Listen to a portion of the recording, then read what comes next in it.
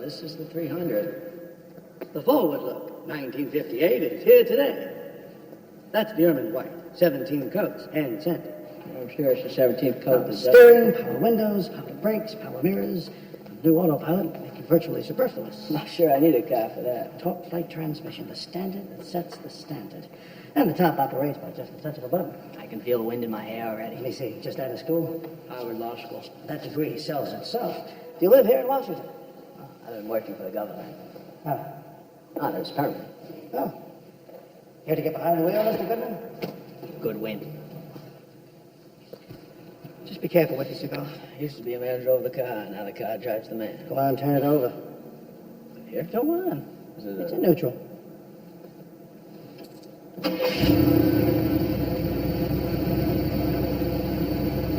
Listen, that power.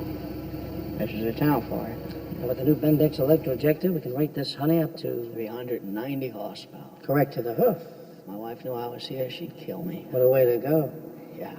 I see you're admiring the seats. That's pigskin and calfskin. Hand-rubbed. Nicest piece of furniture I own would be in the garage. Try the radio. The only thing that sounds better than the engine is the radio. The Russians have beaten us into outer space.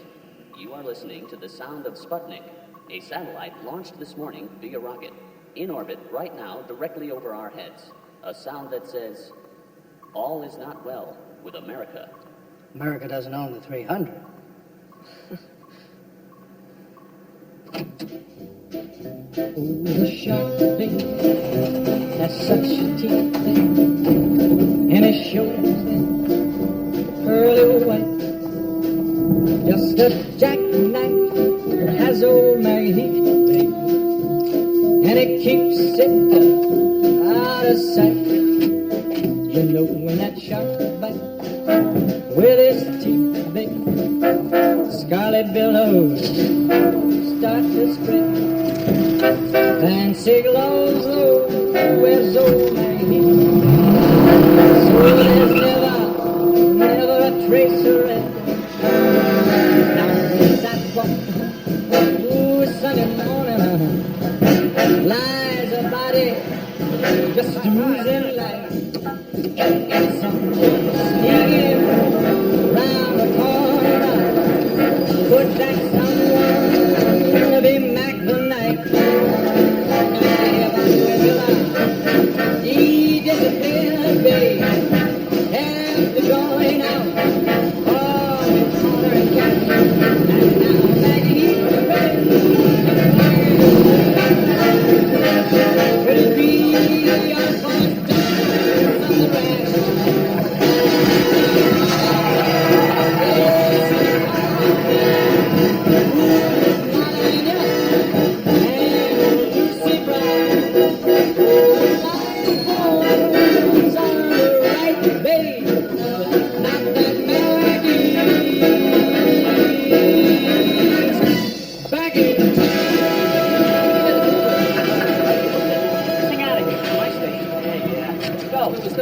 Watch it.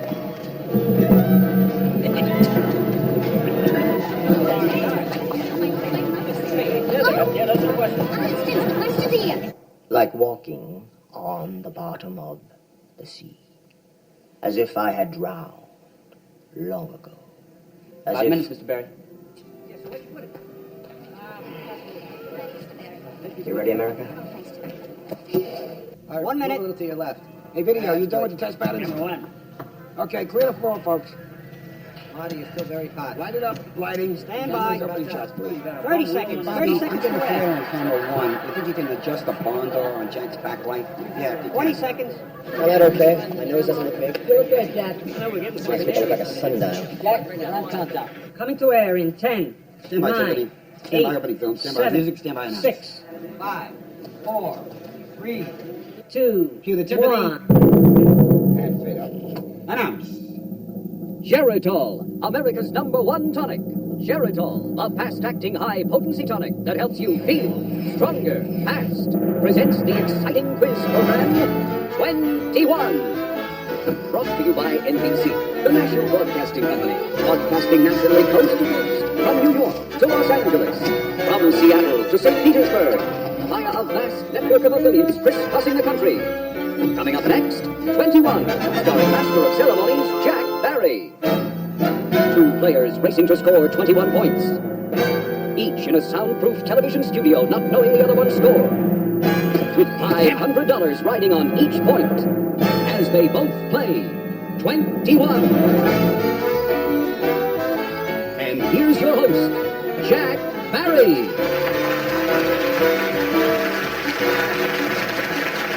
Good evening. I'm Jack Barry. Due to a series of ties, Herbert Stemple, our 29-year-old ex-GI college student, must play at $3,000 a point, which means that in a few brief minutes, he can either win as much as $100,000, the most money won on television to date, or lose everything he's won in the last 8 weeks. Nervous? Regular viewers already know our rules are similar to the It's only start game money. of 21. Isolated in their soundproof studios, neither player is aware of the other's score. I've been assured by our friends at the Encyclopedia that they've concocted some real brain breakers this week, so we'll find out in the next 30 minutes if the unstumpable Herbert Stemple can be stumped. Could I have the questions, please? Thank you, gentlemen. Remember, the questions on 21 are secured each week in a Manhattan bank vault till just before showtime. So right now, let's meet Herbert Stemple and his challenger as Geritol, America's #1 tonic, presents 21.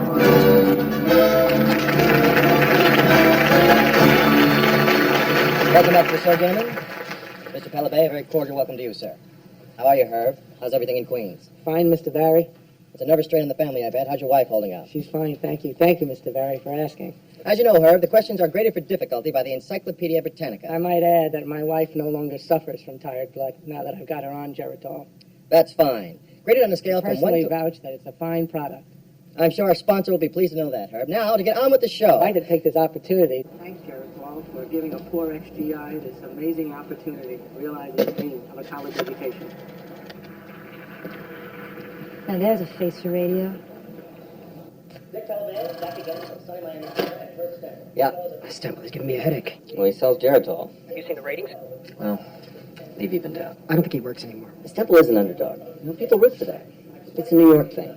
Queens is not New York.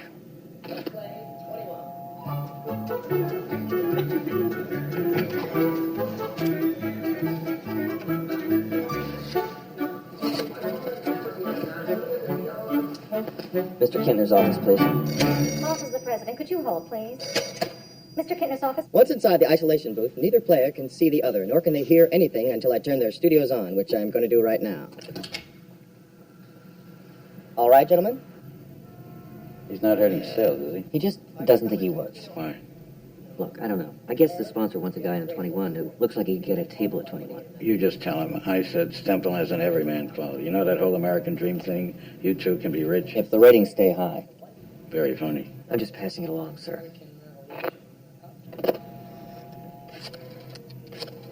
Every schoolboy knows about the midnight ride of Paul Revere. For 11 points, how many lanterns were hung in the Old North Church? Who rode with Paul Revere? Who lent him his horse? Was it a mare or a stallion? And what was the horse's name? Stand by to him, Herbie. Kill the air. Turn the air off.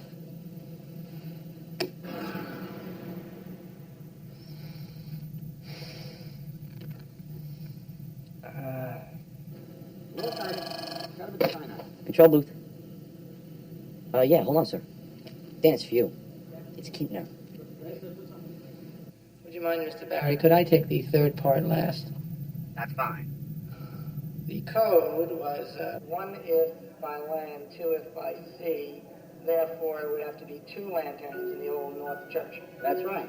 And the second part, who rode with him? Dawes and Prescott. Dawes and Prescott. What these books have conclusively proven is that the difference between men and women is exactly 38 pages. Can I quote you, Mark? Not before I quote me. His own quotes are his greatest Yeah, the pleasure. market dropped 30 points today. Here's a rumor Eisenhower died. How would they tell? Oh, please, don't get Dorothy started on politics. There'll be a raid. Are they sorry I'm late? It's impossible out there. You can't get a cab without a dragnet. Eisenhower died. What? Professor Van Doren, I took your course at Columbia. Hawthorne original scene on the American experience. Nixon is Well, president? as silly as it sounds, it changed my life. Was it the Hawthorne or the Sen? Perhaps you'd like to meet my son, the unmarried Van Doren. Oh, where is Joe? You're on again, Herb. You got the first two parts correct. Just three more for 11 points. Excuse me, are you the son? I'm Charlie. Pleasure. Elizabeth, the pleasure's all mine. It was a mare, Mr. Barry. How did he know that? Oh, there you are. You're making a getaway, Charlie. If you want to ride. Have you ever watched one of these quiz shows, Dad? The $64,000 question or 21? For $64,000, I hope they ask you the meaning of life. Okay, well, finally, name the man who rode Polar Bear his horse for that fateful midnight ride. Okay, Herb, I'm afraid I'm going to have to ask for your answers. Look, just give him what he wants. I don't want to talk to these agency guys. So what do you want me to do, Mr. Kinder? You're a producer, Dan. Produce. Would you like more time? Right. Herbie's dead. Larkin? Deacon John Larkin? That's correct for 11 points.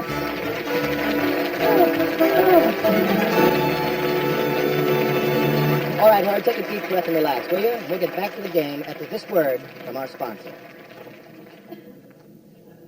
Now, friends, I was just wondering, what kind of a day did you have today?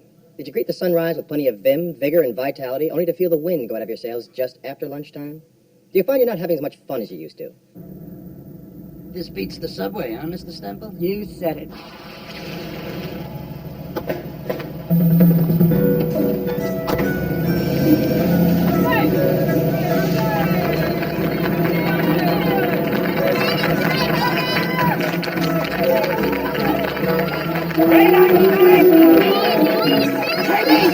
You remember me when? I remember you when?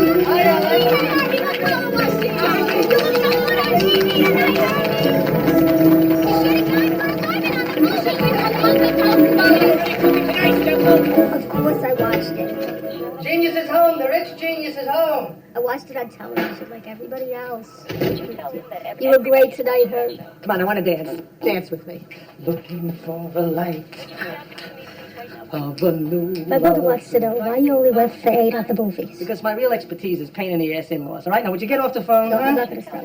Everybody is watching that show. Steve Allen's getting a busy signal because my mother-in-law won't shut up. Look, Ma, I gotta go. I gotta go. All right, goodbye. What are you doing?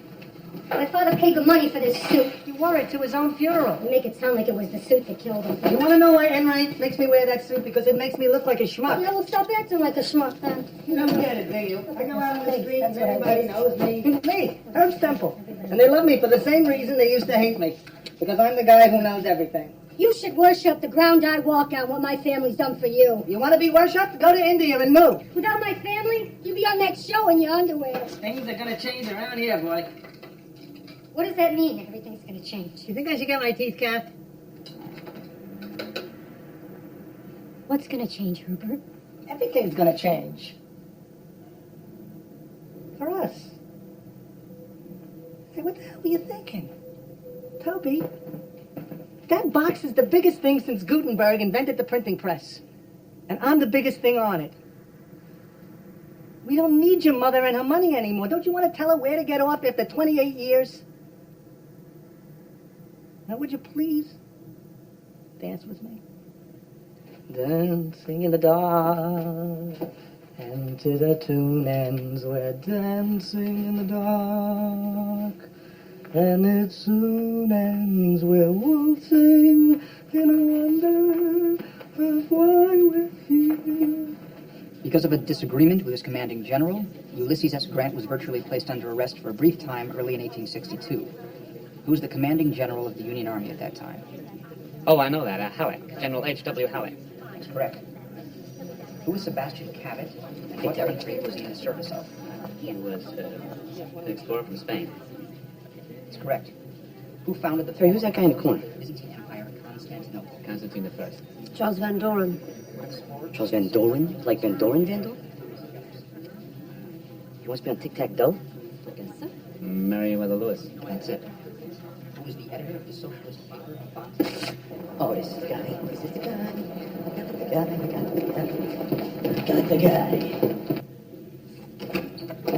I got the guy. So I turned to astrophysics. But of course, as you know, all the great physicists were great before the age of 25. That just wasn't in the cards. So I went to Paris and wrote my novel about a patricide. What? A boy who kills his father. My dad liked it quite a lot, actually, although you could fill Yankee Stadium with the world's mediocre novelists. And your father is Carl Van Doren. My uncle, my father is Mark Van Doren, the poet. He also teach. I also teach at Columbia, literature. Same as Dad. Oh, same as Dad, huh? That's nice. Can I ask you a personal question, Professor? Actually, I'm not a professor yet. I'm just an instructor. How much they pay instructors up at Columbia? $86 a week. Do you have any idea how much Bozo the Clown makes? Whoa, we can't obey Bozo the Clown. No, not to question your choice of profession, not at all. I'm questioning the values of a society that pays somebody like you, what was it? $86 a week. $86 a week. You plan on raising a family, right, Professor? Yes, I hope You you very imagine much. raising a family on $86 a week? $86 a week. And meanwhile, look at the crisis of education in this country. Well, yes, I agree. It's a national problem. So I understand you came down to try out for tic-tac-toe. Well, my friends tell me I have a good mind for this sort of thing. They coaxed me. How'd you like to be on 21? 21. Dan produces both shows. You're young, you're clean-cut, you're from a prominent family. Kids would run to do their homework to be like Charles Van Doren. What about Herbert Stemple? What about him? Herb? Oh, I love him.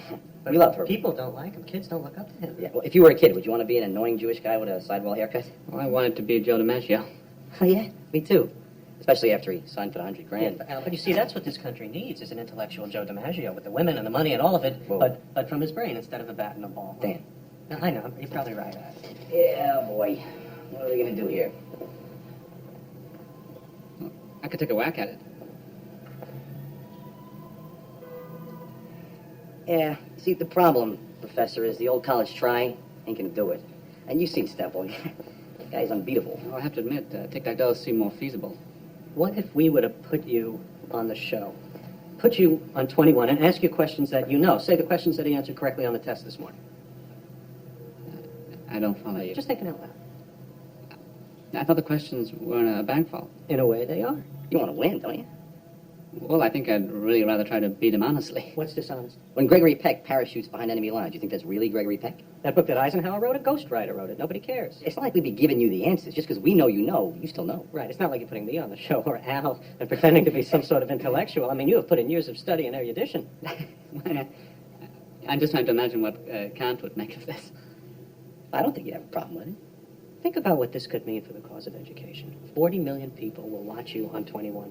It's not like anybody has to know. Just us three.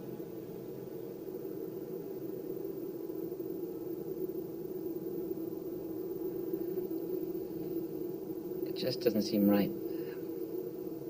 I'd have to say no. Just an idea. Was that part of the test? Okay,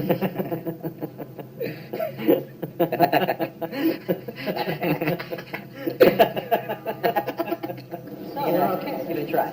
Well, I just want to make sure it'll be, not the way we discussed before. No, not at all. So pure, it flows.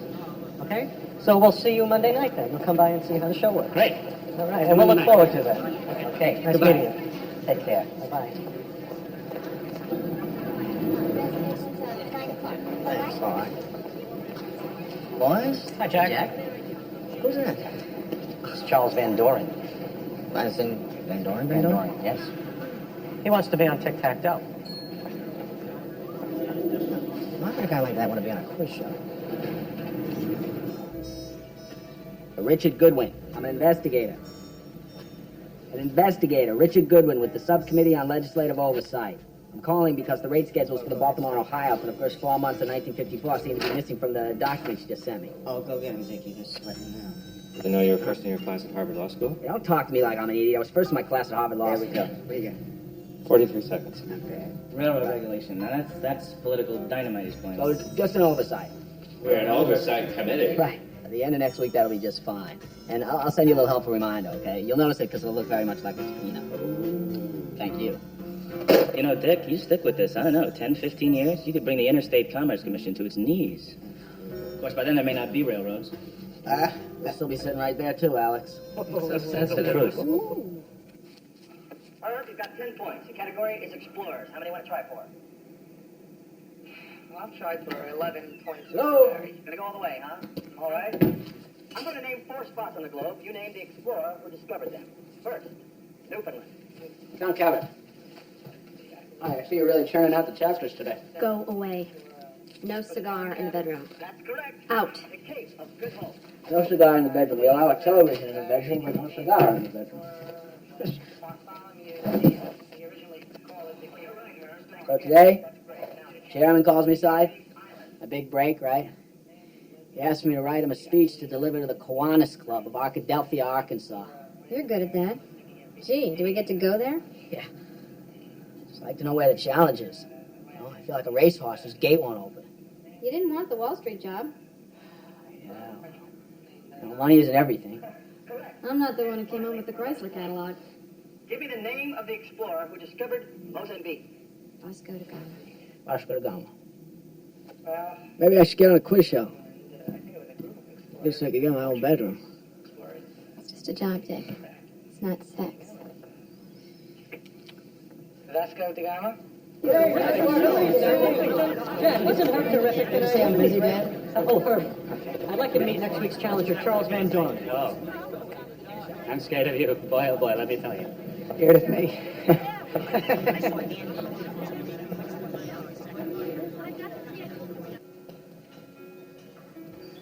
Want wine, Herb? Thank you, Dan. Why not? You've earned it. How's that steak? Nothing like a fine piece of meat. You know, Herb, it's a hell of a thing. I'm looking at the thing today. You know, the Trend X rating? Yeah? Well, it's a damnedest thing. But you plateaued. Plateaued. What kind of word is that? Well, plateaued? Plateaued. Plateaued? It's like a... You mean people don't like me anymore? No. It's not you per se. It's just... Maybe I should get my teeth capped. No, it's the nature of the show. They've already seen you win, and they want something new. So what are you saying? You think they want me to lose? Well, don't you think that's natural? Joe Louis was the champ for 12 years. Nobody ever wanted Joe Louis to lose. Think about the cause of education. Cause of education? I waited 29 years for this. Now I'm supposed to take a dive for the cause of education? I didn't say take a dive. Now I'm asking you for your help. Fine. Just let me play it honestly. And will you please give me a number, Stan? Go ahead. Give me a number. Give me a number. Excuse me, sir. Give me a number. A random number. I don't know. 23? Beethoven was 23 when he composed his first piano sonata. In 1923, Jack Bentley set the record for average by a pitcher batting .427. There are 23 chromosomes in the human egg. Herb, Also, the human sperm. 23rd President Benjamin Harrison. Asian countries along the 23rd parallel of Look, the don't sun stop believing your own bullshit, all right? You wouldn't know the name of Paul Revere's horse if he took a crap on your lawn. Gee. What? He was a mayor, remember? Look, you lose when I tell you to lose. It's an arrangement. It's always been an arrangement. You told me to lose before. If you told me to lose right from the beginning, then I'd understand. That'd be the story of my life. But why now? What did I do? Look at the big picture. It's not like television is going to go away, you know. I mean, think about the future. You mean like a panel show? Yeah, check. Look, I'm going to do what I can do, Herb. But meanwhile, maybe you could use somebody to talk to. I'm going to give you the name of my analyst. Just send me the bills. You know, I could be terrific on one of those panel shows. Witty, off the cuff, Bill Cullen sort of thing. Now, the last category is movies. We're going to ask you what won the Academy Award for Best Picture in 1955. You don't know it? You answer On the Waterfront. Oh, no. Oh, no. Don't do that. Not Marty. I saw Marty 3 times. The Best Picture from 2 years ago, and I don't know it. Someone of your intellect, and it's such a simple question. Don't you see the drama of that? Drama? Herb, don't do this to yourself. Please, let me lose on a physics question. Not Marty, Dan. Don't do this to me. It's too humiliating. For 70 grand, Herb, you can afford to be humiliated.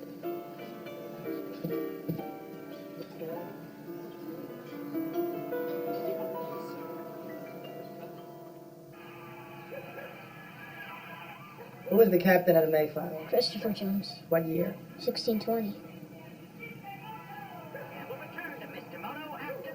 Will Herbert Stemple become the first man to win over $100,000 on television? Herbert Stemple is not going to win over $100,000. Herbert Stemple is going to take a dive. Dad, the quiz is tomorrow. If you're going to talk to the TV... All right, big shot. So who bought Manhattan Island from the Indians? Peter Minuet. What year? 1626. How much? $24.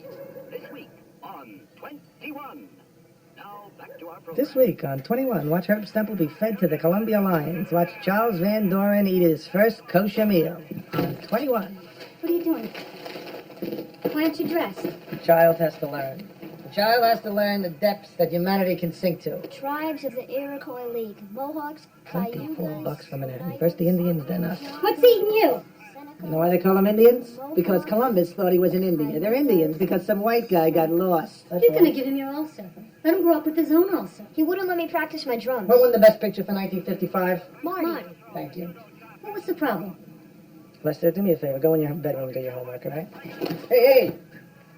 With your books. Homework with your books. They want me to take a dive. What? They're going to ask me what won the best picture for 1955, and I have to answer on the waterfront. They have to utz me with the question any child knows. How can they do that? I thought the questions were in a bank vault. Just put me in an isolation booth and pump cyanide into it. Herbie, they can't do that. How can they do that? Well, obviously, Toby, this particular question isn't in the bank vault. Why? How the hell do I know why? Well, then the hell with them. Just answer Marty then. I already agreed. Well, screw them. Let them ask you a question you really don't know. Good luck.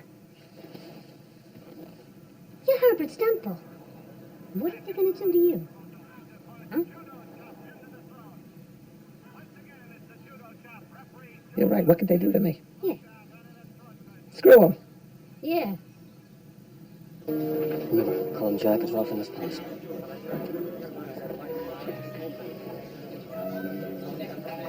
Good evening, I'm Jack Barry.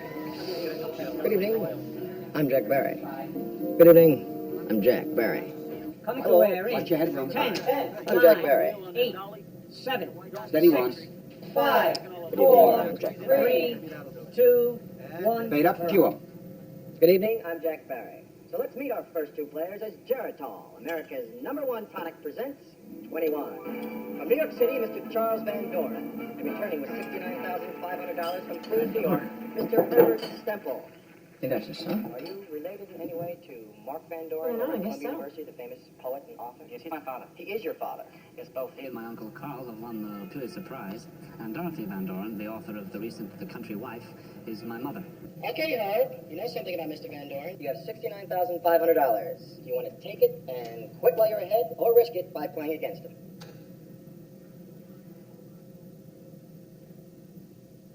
It's a tough decision, I know.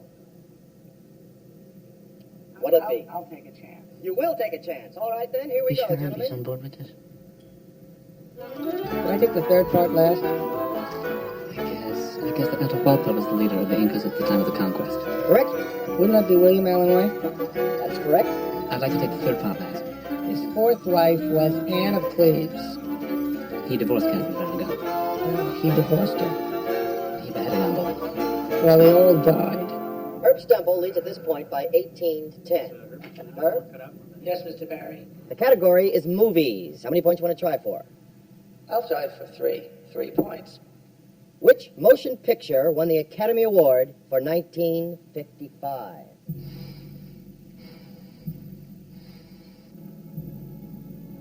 Marty.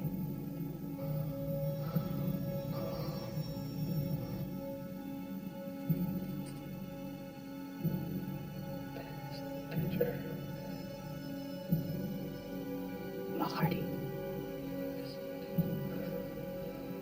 Marty.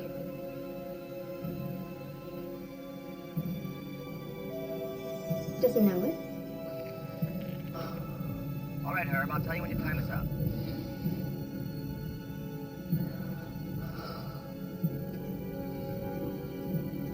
I don't remember.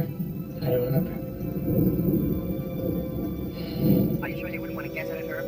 Otherwise, I'll have to go it wrong. Wait.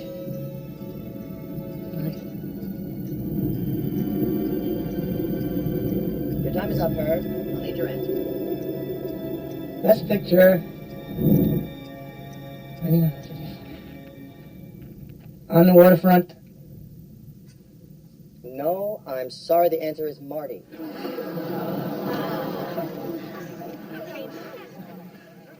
Marty. It was Marty that won the Academy Award for Best Picture in 1955. Marty with earned his fourth time. Jeez, what an easy question. Academy Award for 1955. You lose 3 points. You go back down to 15. Better luck in the next round. And now for you, Professor.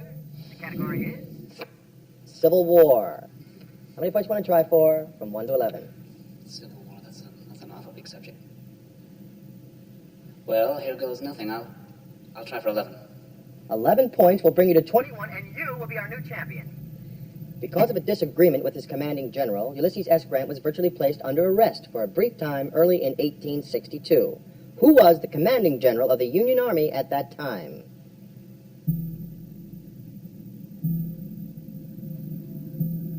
Tough question.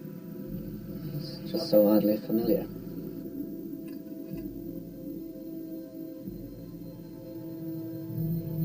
Would you like some more time?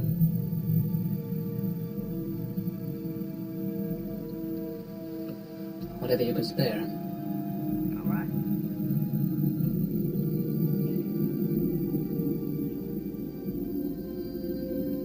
Do you know the name?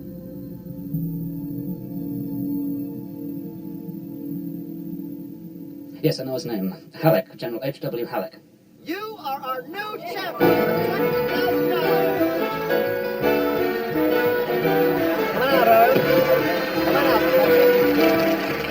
What's that something for? Huh? Professor, get an ice pack out here for the professor. I suspect his gray matter is red hot. Congratulations for a wonderful victory. Professor Charles Van Doren. I'm constantly amazed at the facts these guys have at their fingertips. No questions tonight.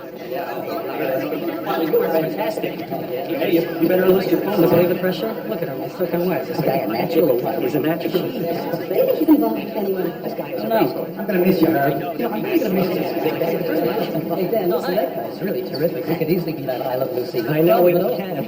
Let's get a photo here. Oh, George, here we go. Charles Van Doren, Miles Bronfman, executive here at the network. Oh, there we go. What do you think, Charlie? You excited? Professor, can I interrupt Charlie, I just wanna... My son was in your father's class. Oh, Says he's safe.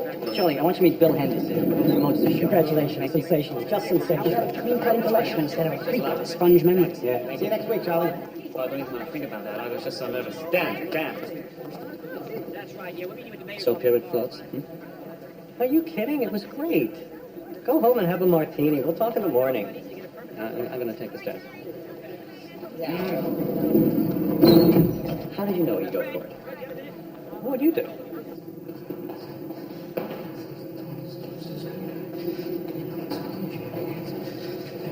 My God.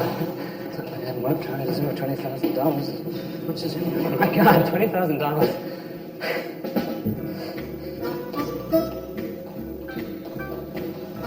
The highest navigable lake in the world is Lake Titicaca. Lake Titicaca.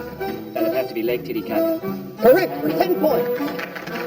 Michel Montaigne, around his neck, Montaigne wore a medallion which read, "What do I know?" Hello, this is Herb Stemple calling for Mr. Enright. Our current reigning champion from New York, Mr. Charles Van Doren.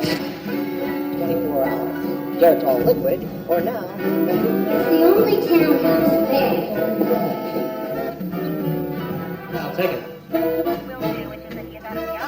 This is Herb Stemple. This is about the 17th time I've called. I guess we ain't hit the end. You have 21.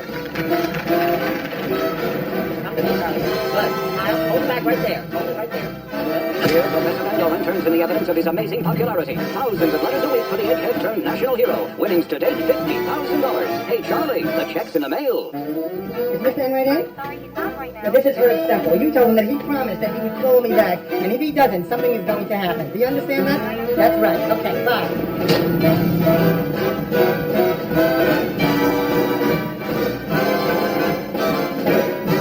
Mr. Enright, but if he doesn't want to talk to me, maybe the district attorney would like to talk to me. If he wants to play hardball, I'll play hardball.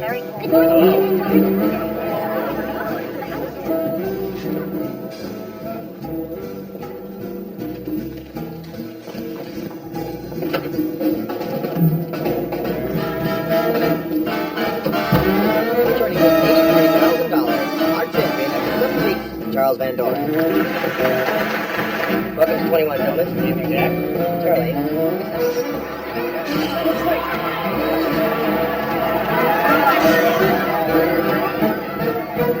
It was a totally humiliating experience, but all my friends knew that I loved Marty. It's one of my favorite films. I saw it 3 times. It's about a boy in the Bronx.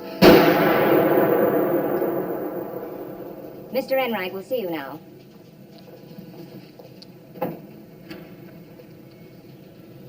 Have a seat, Herb.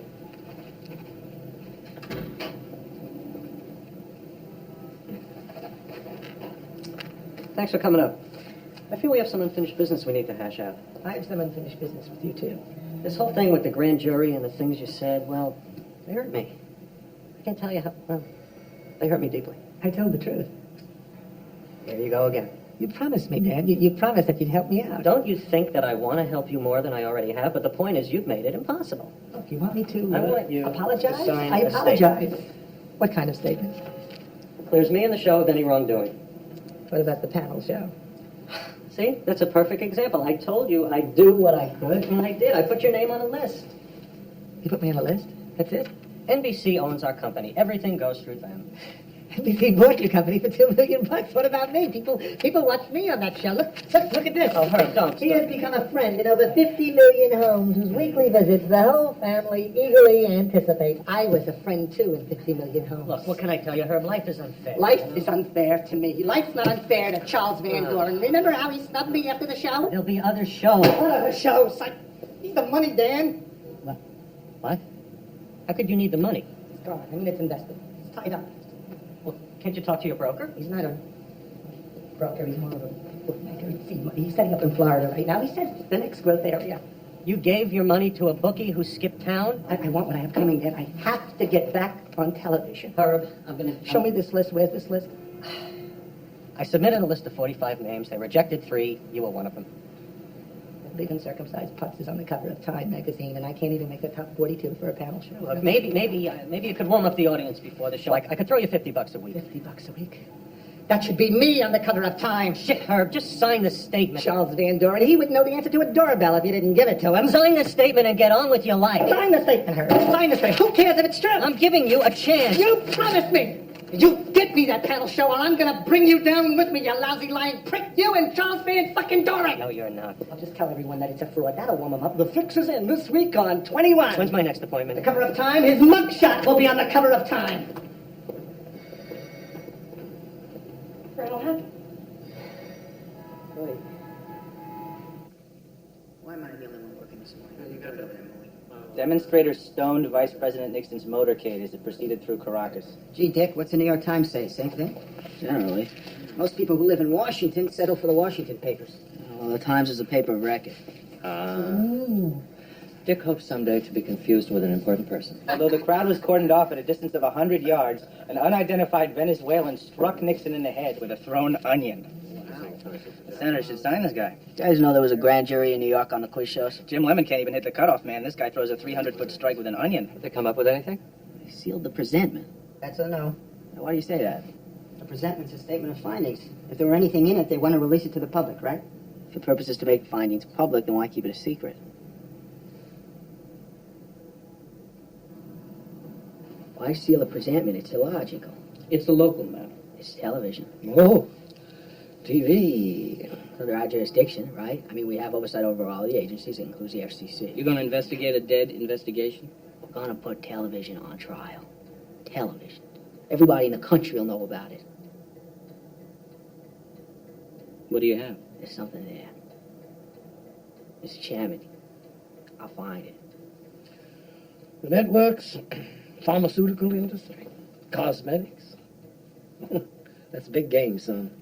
You don't go hunting in your underwear. Sir, I smell something. At least give me a chance to see what I can dig up. Let me go up to New York. This isn't some junket for you to stay in a hotel, see a Broadway show, you know. I'm giving you exactly 1 week to find something. You get that?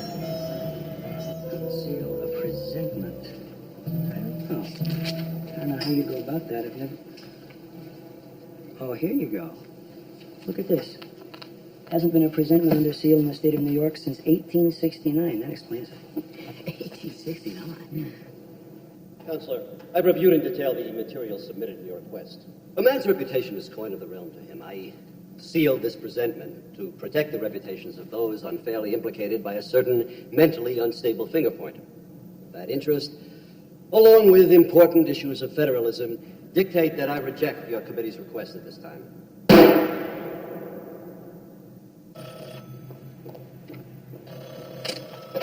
Mr. Enright's office. Mr. Enright, it's Judge Schweitzer. Hi,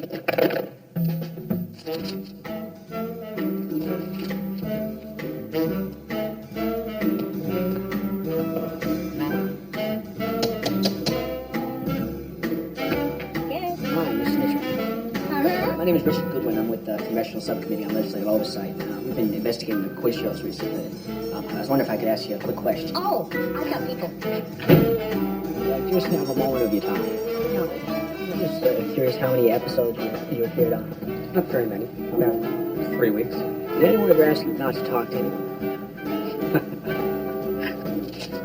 The Today Show with Dave Garroway and Dave's regular co-host, Mr. J. Fred Muggs.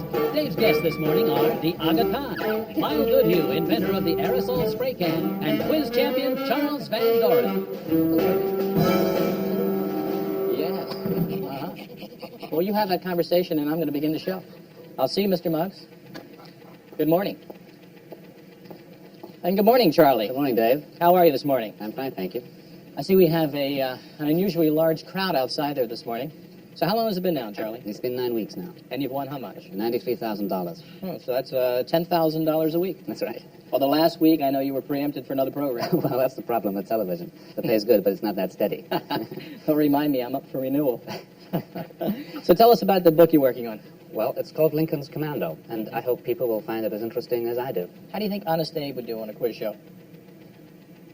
Honest Abe? Yeah. Well, I think he'd do very well. And, of course, on a show like this, he'd be wonderful. I'm sure he would.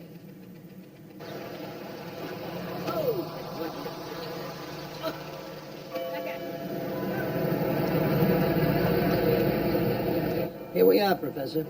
Yeah, I just have to tie my shoe.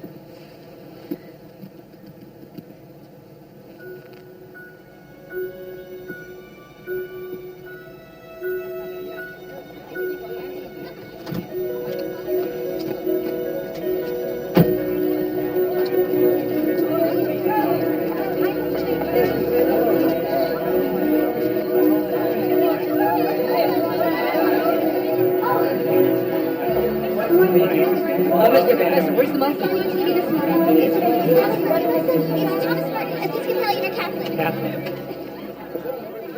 Hello? Are you here for office hours? No, I'm Richard Goodwin. Did Clark Weiss call? Clark Weiss? No, we didn't. See, I'm up from Washington. He suggested I might look you up. You're not a stockbroker, are you? A lawyer, which is bad enough. Professor Weiss taught me contracts. Oh, well, then we have something in common. He taught me my backhand. I'm with the House Subcommittee on Legislative Oversight. I've been sworn by stockbrokers lately. I feel like a girl with a bad reputation. The committee has jurisdiction over television. I'm sorry. Please, have a seat. Thank you. You must have done very well at Harvard. Clark doesn't like anyone. I was actually first in my class. You make it sound like an affliction. Did you clerk? Frankfurter. Oh, really? It's nothing. I'll tell you, what I love is what you do, literature. Well, hell, if I was first in my class, I'd get a tattoo. So, what brings you to New York, Dick? Literature? Let me ask you. You ever notice anything out of the ordinary about the quiz show you're on? What? Any suspect. Anything at all. You mean besides its popularity? What I'm hoping is you might be able to give me some kind of roadmap here. I feel like we speak the same language. Oh, of course. Anything I can do to help. Oh, Professor Van Doren. Yes. Sorry, I'm in your class on the romantics, and Of course you are. I actually am auditing it because you've been on television. Should I come back later? Oh, if you don't mind, I'll tell you what. Why don't you meet me tomorrow? I'll take you to lunch at the Athenaeum. What? I'm sorry, the Athenaeum Club at 43rd and 5th. Say, tomorrow at noon. Lunch at the Athenaeum. At noon. Great. See you then. I wanted to talk to you about Ode on a Grecian Urn. Beauty is truth. Truth, beauty. That is all you know on earth, and all you need to know. Does he really mean that about being a foster child? I don't understand. Congress investigates communists. Congress investigates mobsters. That is not me. Yeah, well, look on the bright side. You'll be on national television. That's a joke, Charlie. No, that's not. Hey, Charles Van Doren, how you doing? I'm worried about this. Yeah, well, look, I already... Who is that? It's just some Yeah. guy. Well, look, I already know about this guy Goodwin, and I'm on top of it, so trust me. Well, you don't understand. I have a name. Charles Van Doren is dialing for information. Hey, Chuck, what are you doing? Chuck in. Answer this question. Answer this question. What street do I live on in Brooklyn, huh? Did you tell him anything? I gotta go. Let's go. Hey, Chuck, how you doing? How you holding up, all right? Hey, can I get an autograph of my wife? Give me an autograph of my wife. Come on, Chuck, don't be a snob. Give me an autograph of my wife. So Sandra says what's ever on her mind. And you've been married how long? 5 years. You? Oh, no. I'm supposed to be fixed up with this girl on the cover of the new Harper's Bazaar, but, well, you know how that is. Yeah. Well, salad for you, Mr. Benjamin. Oh, thank you. And a Reuben sandwich. Thank you.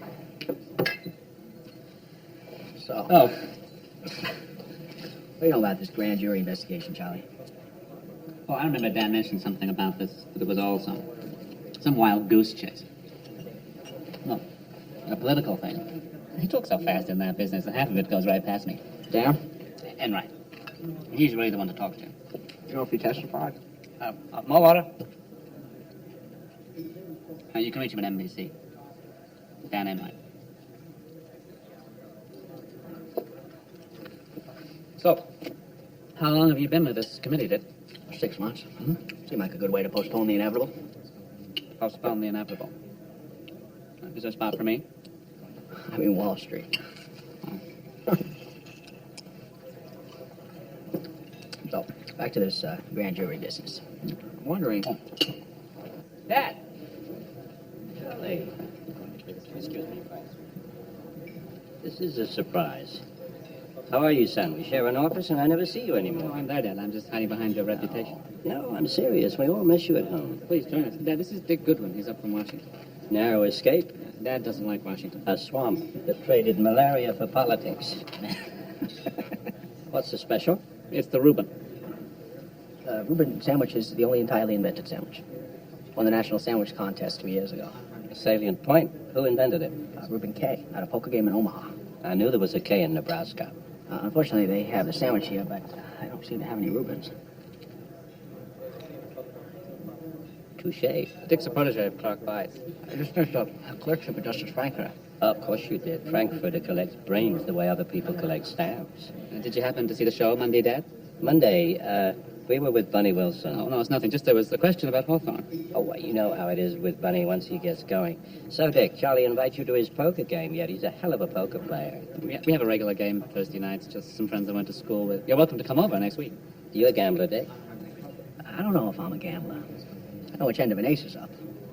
Well, Dick, if you look round the table and you can't tell who the sucker is, it's you. Yeah, Dan Enright, please. Dick Goodwin. No. Actually, I'll just call back, thanks. Name the 3 heavyweight champions who preceded Joe Louis. Oh, I know that. Jim Braddock. Max Baer. And... Damn, no. Primo Carnera. Primo Carnera, of course. Yeah, good old Primo. I was there that night at the Garden. Night really? I beat him, yeah. The big guinea. 12 times Bear knocked him down. Al, I've been thinking, maybe you shouldn't give me the answers anymore. Now, what do you want to do that for, Professor? Charlie, you're doing the right thing. Really. Everybody is making money. Well, what if you just gave me the questions and I could look up the answers on my own? I mean, don't you think that'd be, well, be less egregious? Only in the balcony. You know about that. All right, now, your consequence. Doesn't want the answers anymore. Just wants the question. Who? Who? The Great White Hope. Then what the hell is egregious? He just wants the questions. Excuse me, Mr. Nolan. Yeah? My name is Richard Goodwin. I'm with the Congressional Subcommittee on Legislative Vote. I told them everything I had to say. Everything I knew, I told them.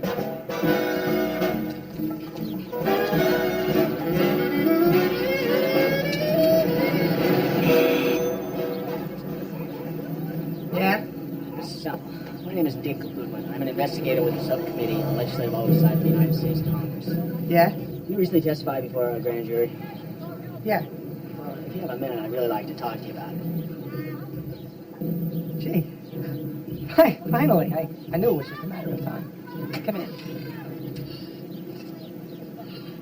Didn't you go to City College? Harvard. Toby! So this is my wife, Toby. This is Mr. Goodwin. He's an investigator from the United States Congress. Would you like a cup of coffee, mister? I already got the pot on. I tell you, that sounds great, actually.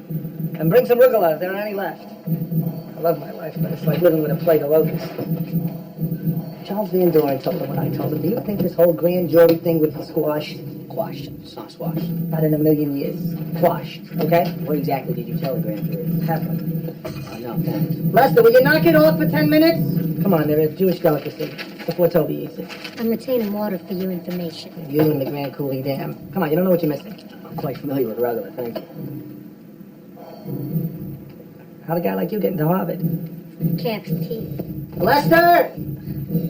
Herb, what exactly did you tell the grand jury? No, you can't ask me that. It's sealed. It's illegal. Well, just between us. They made me take a dive. Marty, they made me lose on Marty just to humiliate me. Who made you take a dive? Dan Enright. He told me I had plateaued, that the ratings had plateaued. A sinking ship in the red Do state. you think in a million years I wouldn't know Marty, and meanwhile Charles Van Morrow would be on the show 11 weeks in a row? Well, I don't understand. How could they make you take a dive? What? Why didn't you just answer Marty if you knew it? What? And throw away his future in television? Would you please go inside and tell Gene Krupa to take 5? Lester! Lester! You're so naive. It's a fix. It's all a fix. A setup. I made a study of it. They always follow a Jew with a Gentile, and the Gentile wins more money. What is that, a coincidence? Herb, you're saying this whole grand jury thing was because of you. You know what you have to do? You have to nail Van Doren. Are you going to nail Van Doren? First of all, I'm not here to nail anyone, okay? This isn't McCarthyism. Listen, think about what McCarthyism did for McCarthy. Let me ask you something. Do you have any corroborative evidence to what you're saying? Listen to me. Don't make necessarily the mistakes that I might have made in life. Think about your career. You nail Van Doren, it'll be bigger than Sputnik. It'll be like a big blonde Sputnik crashing right down on his friggin' head. Hi, Dick, Goodwin. I hope you don't mind. The English department gave me a number up in Connecticut. Yeah. Look, I met with Herbert Stempel yesterday, and he told me a couple things. I'm kind of curious. What? Sure. Well, what train was that? Yeah, just hold on. I got a pen right here. Grand Central Station. Housatonic, Cornwall, Connecticut. I'll get on the way.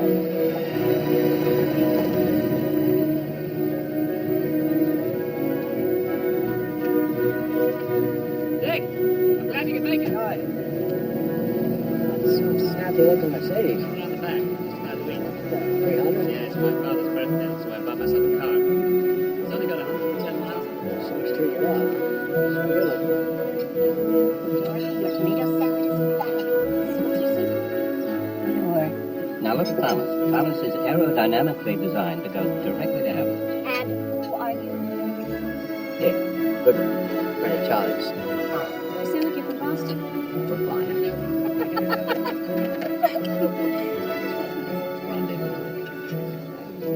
You know. Oh, yes, we did. We have the little treasure trove in the dark. Well, that's 20 years. Auntie Rita had an affair with Wendell Wilkie.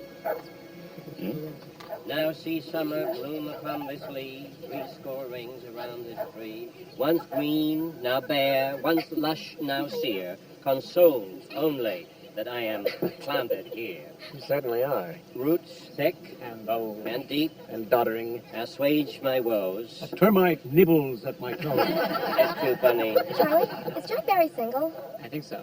My roommate has a huge crush on him. She wants you to introduce her. What's Dave Garroway like? Cheap. Cheat? Wasn't I talking? You were, yes, talking and talking and talking. Charlie's famous. Like Elvis Presley. I'm like Leopold of Belgium, usurped by his son before his time. I suppose that makes me King Baudouin. Yeah. Next birthday, we'll get a dirty limerick. I certainly hope so. So how's it feel, Charlie? Well, I can't even eat dinner in a restaurant anymore. People follow me inside to discover what kind of brain food I eat. In my day, it was flagpole sitting and swallowing goldfish.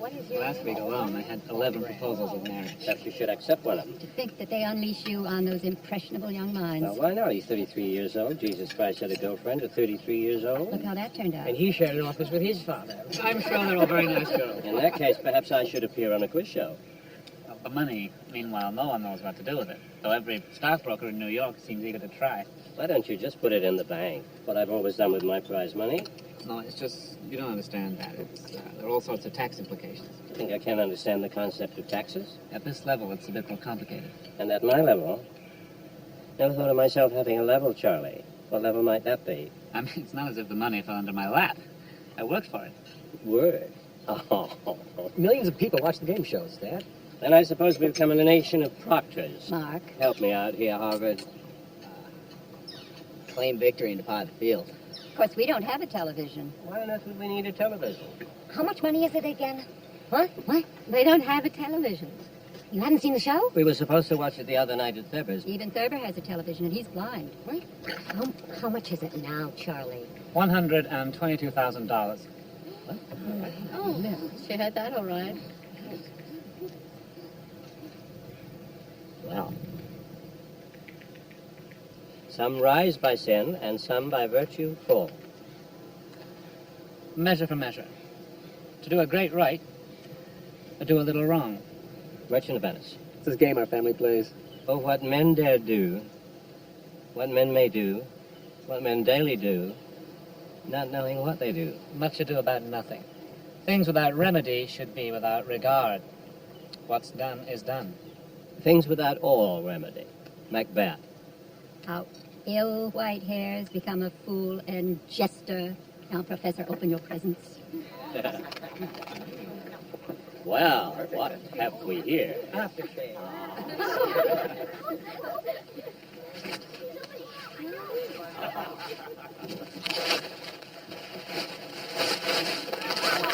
no. Oh, my God. Oh, wow. I guess I'm surrounded. Thank you, Charlie. I thought you might like it, Dad.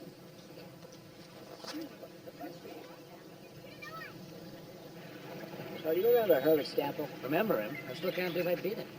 Stample tells me that Dan Enright made him take a dive from the show. What? He tells me that Dan Enright made him take a dive. That's ridiculous. Yeah? Oh, odd though, don't you think? I mean, losing on such an easy question. Yeah. Frankly, Dick, a Stumple can just run around and smear a man like Dan Enright to the United States Congress. No, nobody's smearing anybody. I'm just trying to figure out the truth here. Can you just untie the bottle line there and just shove us off?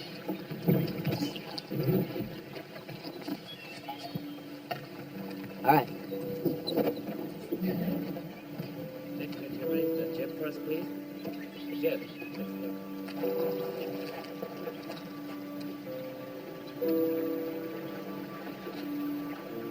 Do you remember what it was like for guys like us when we were in school? Being smart was like being cross-eyed. And you should see the letters I get. Kids are excited about books and learning, general knowledge. Dan Enright had a lot to do with that. Yeah, but don't you think he wanted you to win? I mean, if you look at the ratings, they're staggering. What did he say? They made him take a dive? Oh. Well, how do they make him take a dive, anyway? You don't want to jeopardize any future he might have in television. Yeah. Well, how many people did you say testified in front of the grand jury? What? What's your point? Well, if what you're saying is true, then everybody lied.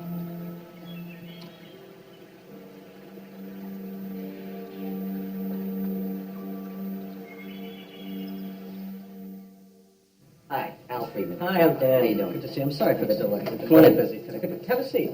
Would you like a cup of coffee or anything? Soft drink? I'm fine. Are you sure? All stocked up here. Nothing? I'm fine. No trouble. So I understand you've spoken to Charles Van Doren. And Herbert Stample. Oh, I was afraid of that. He says, and I quote, that he was made to take a dive. Oh, believe me, I'm quite familiar with Herb's allegations. You know, I think I could recite them by rote. 46 witnesses swore up and down Herbie's a lying tub of shit. Al, sorry. Why the big secret? Well, to protect people's reputations. I mean, frankly, you never know what the public is going to believe, you see. There's that, and, And what? look, Dick, can I call you Dick? Sure, Dan. After the loss, Herb came to visit me in an agitated, well, I suppose the clinical term would be, what? The guy's nuts. Manic. It was a manic frame of mind. And I took the precaution of tape recording that meeting. Al, listen to this. You get me that panel show or I'm gonna bring you down, you lousy lying prick. You and Charles Van fucking Doren. What is this, Herb? Are you blackmailing me? I need that money, Dan. I need to get back on television. You get me that panel show or I'll tell everyone it's a fraud. You know that's not true. Who cares if it's true? The fix is in this week on 21. Okay. Herb, I can't believe it. So he needed more money after all that money he won. Gambling. And that's the least of it. I mean, if the judge was protecting anyone, he was protecting Herb. Given, well, his medical condition. His medical condition. Oh, yeah. Al, get the bills. I mean, put yourself in his shoes. He's no longer in the public eye. He's remembered, if he's remembered at all, as the guy that lost to Van Doren. Television is like a monkey on his back, and we're not talking about someone who is necessarily stable to begin with. No. So you paid for his psychoanalysis. I felt responsible. Yeah, you're too nice. No, I'm no, not. If it were up to me, I would have sent him to the skating rink the fast way. 5 sessions a week. 5, and not a dent. Herb is so angry with himself for losing, and it was on such a simple question, too. Marty. His ego couldn't handle it. He blames Charles Van Doren for his downfall. And, of course, the real downfall of Herbert Stemple has always been Herbert Stemple. Absolutely. Well, you met him. Does he seem stable to you? Well, I definitely have an inkling of what you're talking about. He told me this whole story about how when a Jew is on the show, he always loses to a Gentile, and then the Gentile wins more money. Who could dream up a scheme like that? A symptom of his Van Doren fixation. The thing of it is, I looked it up. It's true. We could check it. Herbie, I want to go home. I took you to dinner, didn't I? Just hold your horses. It's ridiculous. What?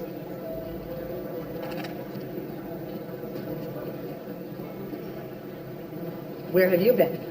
Why don't you return my phone calls? Did you talk to Van Doren? I'll tell you who I spoke to. I spoke to Dan Enright. Forget Enright. Goodwin, 1535. You blackmail him and get you on a panel show. What?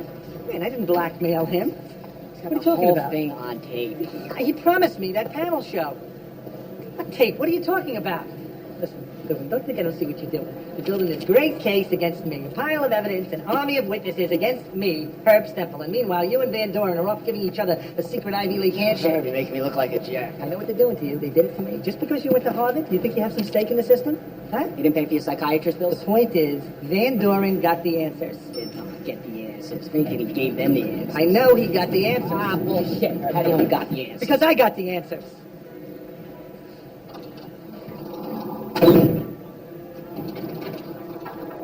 You got the answers? What do you mean you got the answers? Well, not very many answers. I just wanted to get out from under the financial thumb as it were my in-laws. I don't understand, Herb. I thought you were a victim in all this. I didn't hold myself up to be the crown prince of education. I didn't preen myself on the cover of Time magazine with a face full of phony ability. Good night, Herb.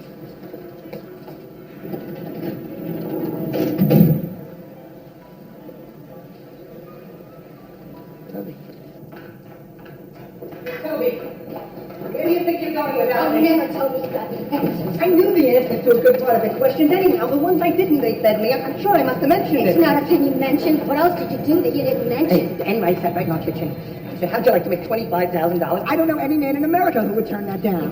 Dishonest. Let me tell you about honest. You know, my father used to tell me, work hard and you'll get ahead. Was that honest? Look at Geritol. Geritol cures tired blood, and I'm the one who's supposed to be ashamed. You never said that you were getting the answers. I can believe whatever they want. What do I care? What do I care if a bunch of saps... I was one of those saps, Herbert.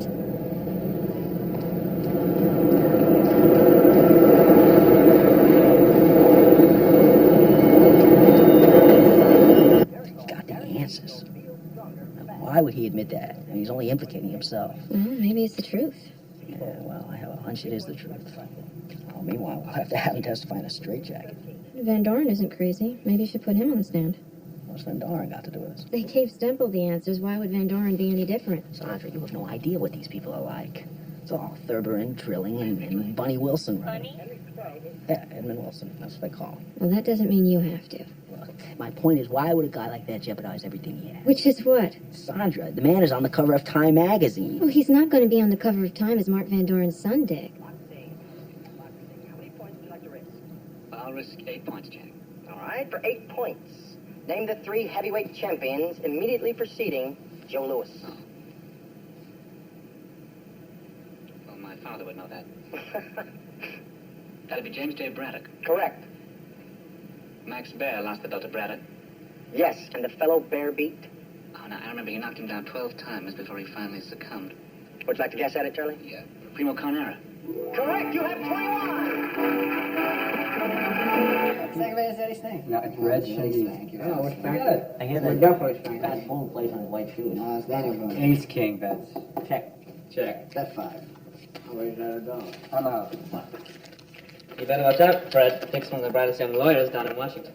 Great. All my money already goes to Washington. That's right. You and me both, pal. Taxes. It's nothing but organized theft. Property. What? Property is theft, I believe. That's the Locus Classicus from Perdon. Whoa. I warned you. Oh, great, another one. He expects 5. And I'll see that. What are you working on, Charlie? Raise $5. Oh, I'd love to know what you got under there, Charlie. The truth has its price. Everything has its price. So where'd you prep, Dick? Dick's up here on a witch hunt. He thinks 21 is rigged.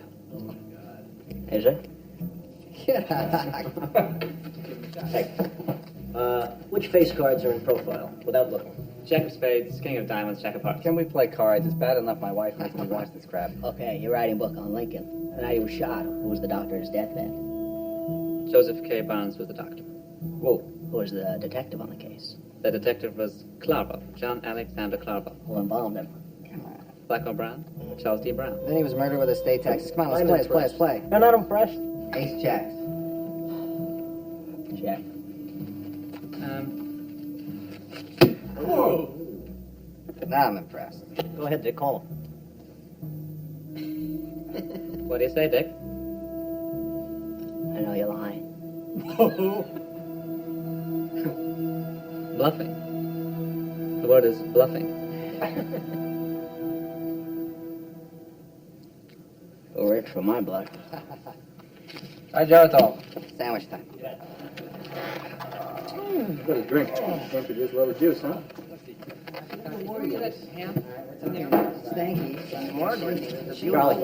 Charlie, the only people who can implicate you directly are all in this room. Just think about that. What, you think that nudge is going to get me to talk? Well, he may be a nudge, but he was also first in his class at Harvard Law School. Oh, Harvard? Oh, will you please stop it? Al, stop it. Sorry. Charlie, they could kill me. I wouldn't talk. They could subject me to any kind of torture. The rack? Thank you. They could put me on the rack. The Iron Maiden? Whatever. The bastinado? Charlie, I'm not telling you a goddamn thing. Correct me, Dan, if I'm wrong. No, you're right. Plus, what did you do wrong? Everybody knows the magician don't sort a lady in half. It's not exactly the same thing. It's entertainment. I am a college professor. They need the professor in makeup?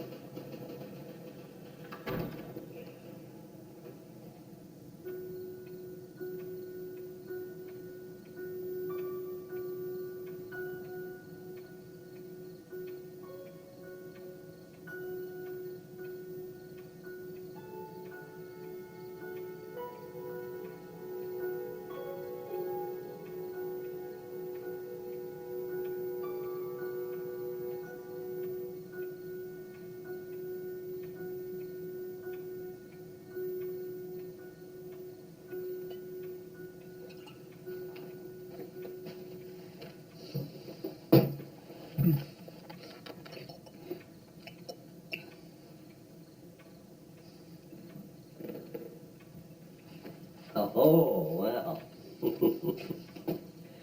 Aren't you Charles Van Doren? I'm sorry, I didn't mean to wake you up. Just had to get out of the city. You're always welcome, Charlie. Sometimes it's hard sleeping in the city. Hope you don't mind I took the rest of the cake. You look like you could use it. Under a little strain lately. That's the way it always is when you're finishing a book. Oh, no, actually, it's the television show. Oh, Jesus, I just realized. We watched your show. Did I tell you? Mother and I moved the television to the den. No, you didn't mention it. Damn it, what was it? Something about the Galapagos Islands. You know what? I'll try some of that. Yeah, the origin and destination of the Voyage of the Beagle. That's right. Biology for 6 points. Good God, the pressure, all those lights, the money, those strange little booths, that man talking so fast like being in a bull ring. I don't think I could remember my name. Well, I've always had a good head for that kind of stuff. It's just amazing that you could make it look so easy. But your mother always said you were the actor in the family, Charlie. Well, as long as it doesn't interfere with your teaching, why not? Dad. Huh? What?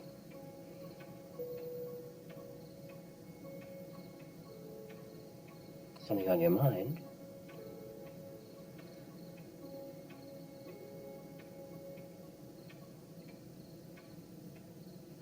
You never told me you felt pressure. You know, like finishing a book. Oh, are you kidding? When I was finishing the Hawthorne book, I tossed and turned so badly, your mother threatened to check into a hotel. Oh, sure. You know, I think the old bird's finally getting the hang of this. You know, I just had the strongest memory. Coming home from school, going to the fridge, ice cold bottle of milk, a big piece of chocolate cake. It's just the simplicity of it. I can't think of anything that'll make me feel that happy again. Not till you have a son.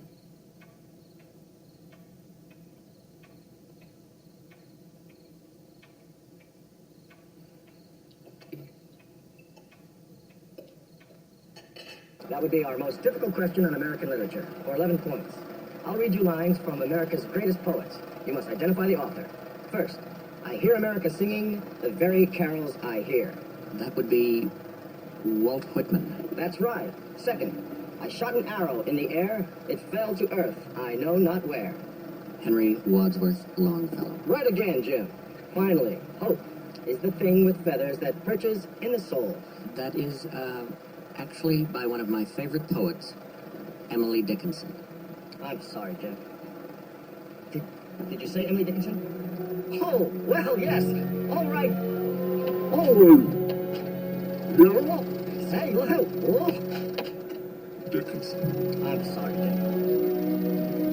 Did you say Emily Dickinson? Oh, well, yes. Oh. Say, oh. My favorite poets, Emily Dickinson. I'm sorry, Jim. Did you say Emily Dickinson?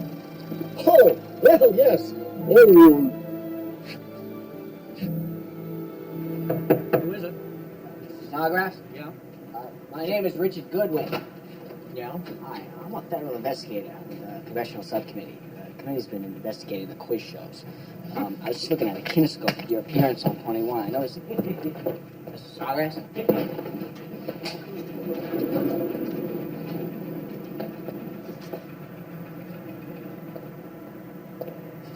This is good. Yeah. What is it?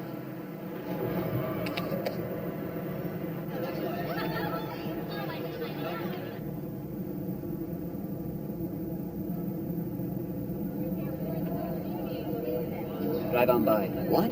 Go around to the back entrance. Okay. Mr. Kentner's office. Excuse me, do you think he might see me before the peacock molts? Who are you with again? I'm with the United States Congress. Perhaps you've heard of them. Oh, your name is Goldwin. Excuse me, not you. Your name is Goldwin? Goodwin. Yes, please have a seat, Mr. Goldwin. Goodwin. I'll see if he's available. Yes, that's red, long stem. Thank you. Well, I'm sure he'd be available if my name were Geritol. Perhaps if you could come back another time. Good night, Rose. Good night, Mr. Kentner. Excuse me. My name is Richard Goodwin. I'm with the Congressional Subcommittee on Legislative Oversight. Congratulations. How's Chairman Harris? He's fine. Still in that same trap where I left him? Mr. Kentner, I am here to give you a chance to cooperate. We'll cooperate in any way we can. Now, will you excuse me? 21 is rigged and I can prove it. One, how long they were on the show was all a scheme to keep the ratings up, and NBC made millions off it. Young man, I am the president of the National Broadcasting Company. I have no idea what the day-to-day operations of 21 are. Does Chairman Harris know every little thing you're up to? I have had my cold. Yes, sir. That means I have you. Really? Really. Then why are you the one that's sweating? This week's challenger from New York, New York, welcome, Mrs. Vivian Neary. Returning this week with $139,000, our champion, Charles Van Doren. Very cordial welcome to the show, Mrs. Neary. Mr. Van Doren? Jack? You're back again with a lot of money at stake. Mrs. Neary, let's tell the professor and our audience a little something about you. A sometimes painter, pianist, and double-crossed fan, she has a bachelor's degree from Queens College, New York, and an MA and LLB from Columbia. She and her husband, Victor, are lawyers in New York.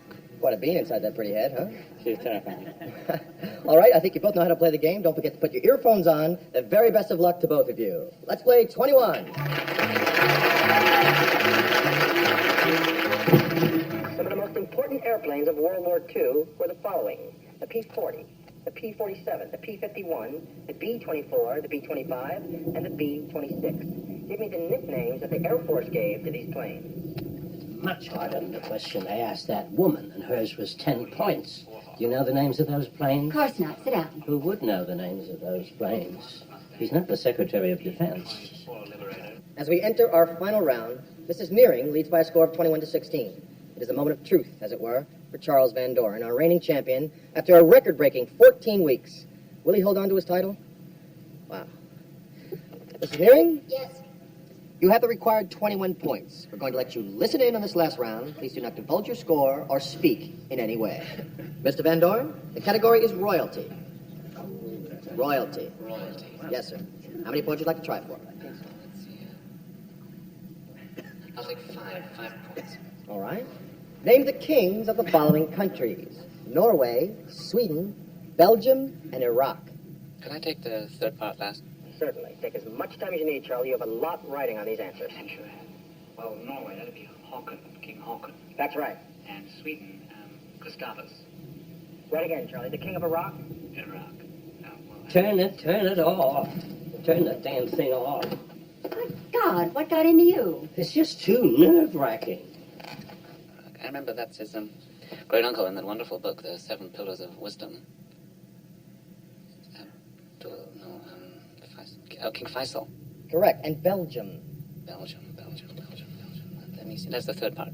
That's right. King of Belgium.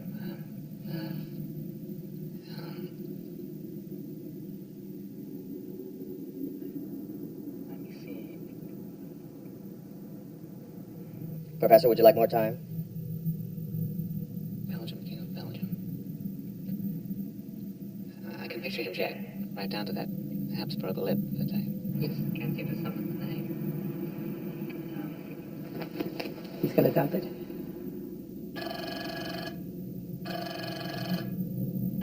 Is Carolee here? Professor, I'm sorry. I'm going to have to ask for your answer. seems like an easy one.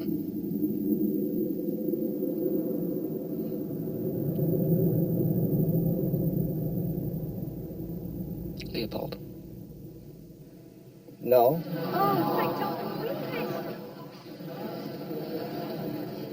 No, I'm sorry, Charlie. The answer is Baudouin, King Baudouin.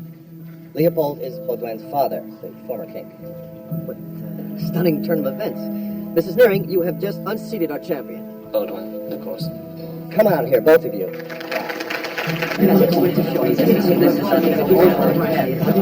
Listen, you know what to do? Give him another chance, that's what. Call it a bonus round, but get him on that show again. Someone will call if he loses, won't they?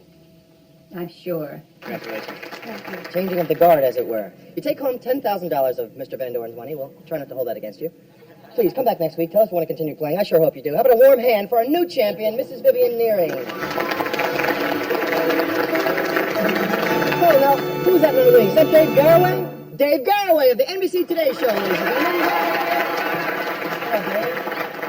How are you, Charlie? Fine, thank you, Dave. I was wondering, what are you going to do now?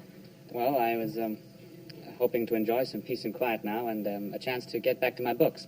We know eventually this sad day had to come, but we don't want to lose you, Charlie. So at the Today Show, we decided, why not make Charlie our special cultural correspondent to the people and to the school children of America? Well, I hope you're not firing the chimp. How does $50,000 a year sound to you, Professor?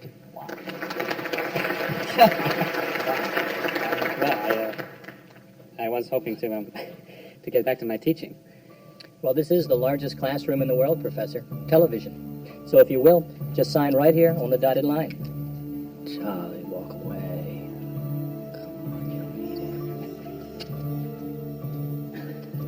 Congratulations, Charlie.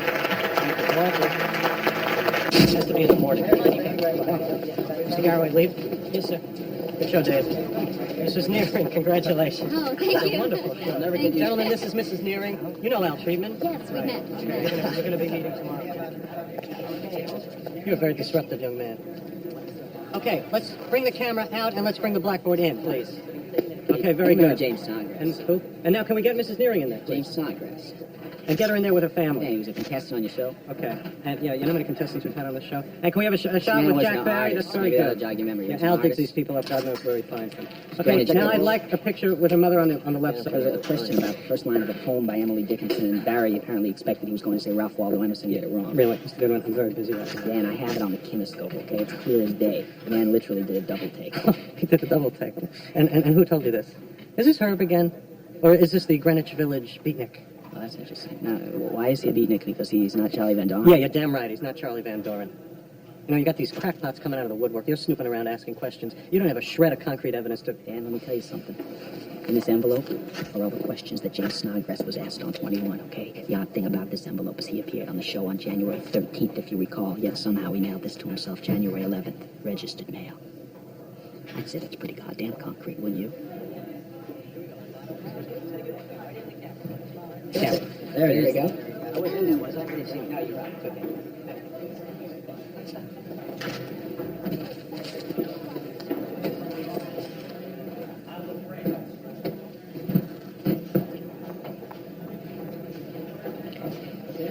Why would he do that? How's that track feel clamped on your leg? He sent it to himself, registered mail. Now, why should you be the fall guy here when NBC and Geritol are making real money? Vic. Dan? You want me to implicate the network? You don't know them a thing. If I even hinted that the network knew, and they didn't know, they didn't let me through the door again. I got a sneaking suspicion you're not going through that door anyway. Television's my life, Dick. It's over. Why don't you go talk to your family?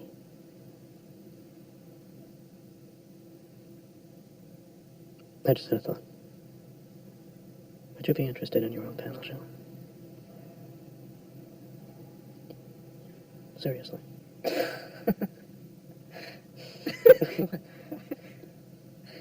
Yeah, I'll get back to you on that, Dan.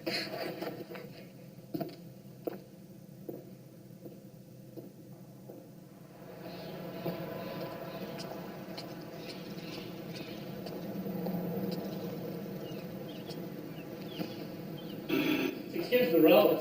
First decent night's sleep I've had in months. Would you like some coffee? Head back down to Washington. I got a 10 o'clock train. We're going to announce our hearings later today. Oh, really? As I exit the stage, you enter. Well, don't forget the world's biggest classroom. Oh, that. Well, it's the world's biggest something. How'd you like it, Dick? You seem like a black coffee man. Yeah, black's fine. Here we go. A toast to escape. It is the basket in which the heart is caught when down some awful battlement the rest of life is dropped. King Baudouin. Emily Dickinson, actually. The one you lost on. All of that. Oh, it seems the Belgian consulate has formally protested my ignorance. Albert Cornwall, Charlie. Your father said he felt like Leopold. Remember? You lost on one you knew. Same as Stemple. Well, I must have had a mental block. I was there last night, you know, and I could swear a smile crept across your face when you lost. I wanted to get off the show. You can understand that. I feel like I've been holding my breath for 14 weeks. Why? What did you think it was? Look, I spoke to the committee, okay? We're going to hold the hearings without you. I am not out to destroy you or your family. You go on, you live your life, and God bless you. Okay. But I want to know, man to man, did you get the answers? Man to man? Yeah, just between us. What is this? It's still that business with Stemple. Dan says he's not the most reliable fellow. Well, there's a problem, Charlie. I found another contestant, a man named James Snodgrass, and he says he got the answers, too. You sure these people are telling the truth? He put all the questions in a sealed envelope and sent them to himself registered mail. That was 2 days before he appeared on the show. Doesn't prove anything. Hey, you don't have to be a genius to connect the dots. Well, don't connect them through me. Hey, don't treat me like I'm some member of your goddamn fan club. Are you telling me everybody got the answers but you? You're so persistent, Dick. I really envy that. Was it just the money, Charlie? You'll forgive me, but anyone who thinks money is ever just money couldn't have much of it. Charlie, you want to insult me, fine, but you can't envy me at the same time. Jesus, Dick, if someone offered you all this money to be on some rigged quiz show, instant fame, the works, would you do it? No. Of course not. No, throw the whole thing in the cover of Time. Dave Garroway, $50,000 a year to read poetry on television. Would you do it? No. And I would.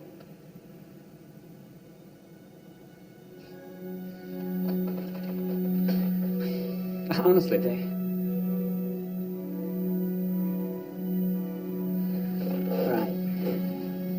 Look, do me a favor. Don't embarrass me. Keep your mouth shut. Don't say anything. Don't talk to the papers. Just disappear for 2 weeks. Please, don't make me call you.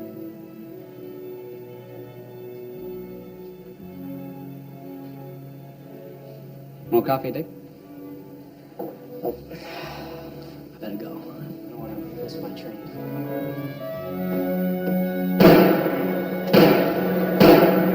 The subcommittee will be in order. The Special Subcommittee on Legislative Oversight was created pursuant to Section 136 of the Legislative Reorganization Act of 1946 to conduct a general investigation in the operation of the federal regulatory agencies. All right, I'll ask if you were assisted in any way. You answer yes, I'll say how. You say I was given the questions and the answers in advance. Why don't you just sit on my pants, I'll all right? ask, was this done routinely? You answer yes. Not that tie, the television tie, okay? We've gone over this 5 times already. All right, just try to You don't relax. get to press my shirt. Be confident. Look at the chairman directly when you answer. Enough! Now, you're worse than Enright. I'm telling the truth. If they prefer to be lied to, they can just turn on the television, all right? It's just that there's a lot riding on it. You're telling me there's a lot riding on it, yeah. Well, what do you think, Sophie, huh? What do I think What do you think? about You ready to watch your husband give him a I just hell? don't know what you're going to Look, accomplish. as soon as Enright realizes that... What do you want? The two-tone or the Oxford? I think she wear the Oxford. Mr. Stemple, listen to me. When Enright realizes that he's all alone up there and they're going to cut him loose, he will implicate NBC and Geritol like that, and believe me, you're going to see something. I know what you're going to accomplish. I just don't know what he's going to accomplish. You want to know what? If I do nothing else, I will convince them that Herbert Stemple knows what won the goddamn Academy Award for Best Goddamn Picture of 1955. That's what I'm going to accomplish. I'm sick of movies. The subcommittee calls Herbert Stemple.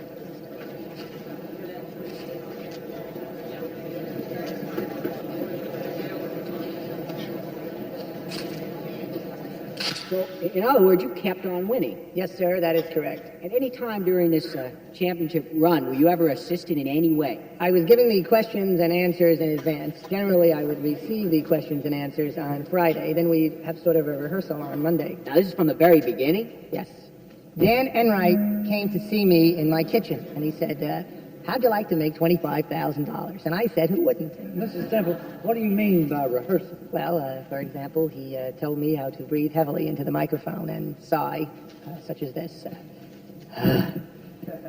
He told me how to stutter and say in a plaintive voice, I will take 9 points. So it was all choreographed. How to bite my lip, how to mop my brow. He told me specifically not to smear my brow, but rather to pat for optimum effect. Of course, I'm schwitzing the whole time because they turned off the air conditioner. Excuse me.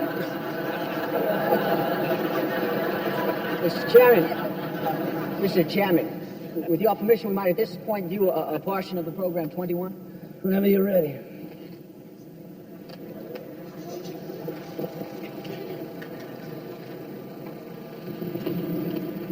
Herb Stemple, your $69,500 still at stake, although now at $2,500 a point. The category is newspapers. How many points you want to try for? There's the lip biting. Yes, you see. Finally, I was told to open my eyes and with a dazzling smile give the answer and explode when Jack Barry says, that is right. Fourier Gazette? That is right. I don't know where he got it all. Some article on mass psychology he read in Esquire.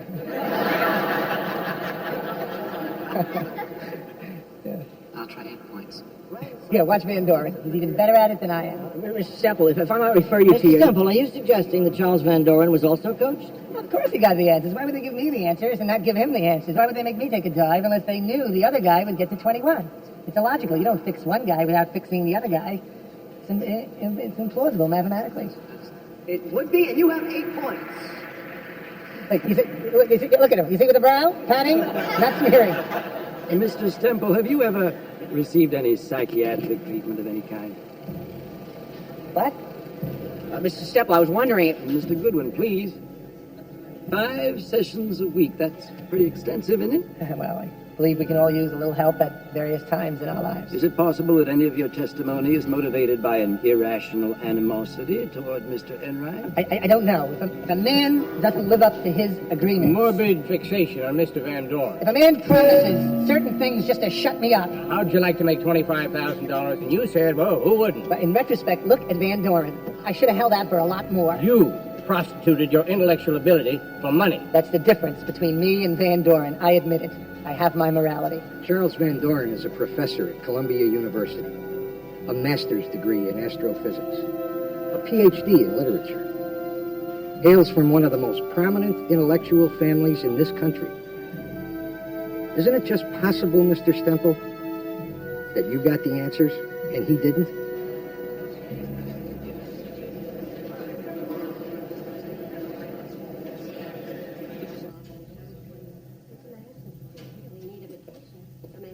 What are you going to do with the cat? I said, I don't know. He said, well, you better think Good of morning. something. We're not going on. Will you excuse us? Charlie, I'm Bob Kempton. Oh, Dr. Chip. It's about time we met. Hi, it's a pleasure. This whole quiz show mess and hearings and all that. Yeah, I've been following that in the paper. Well, the legal department is prepared this for you.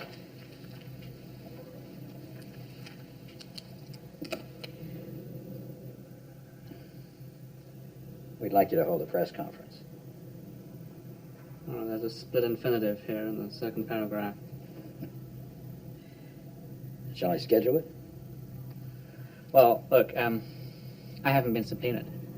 I can't think of anything that would sound guiltier than a man who hasn't been accused of anything, protesting his innocence.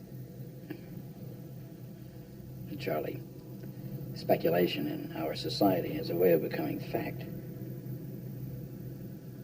Television is a public trust. We can't afford even a hint of a scandal in our company. Well, I'd rather not do it. I'm sorry. Haven't we been good to you? Haven't we treated you like part of our family? We have great expectations for you, Charlie. I know you're going to do the right thing.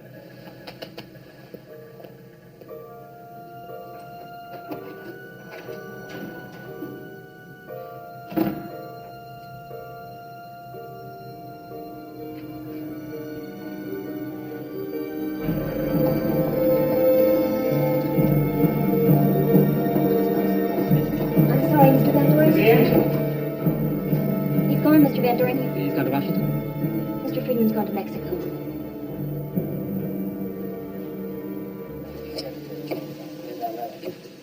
I still don't understand how you can hold a quiz show hearing without Van Doren. Van Doren had no contact with NBC or Geritol. Don't you understand? To deal with Enright. Enright's the key here. Key to what?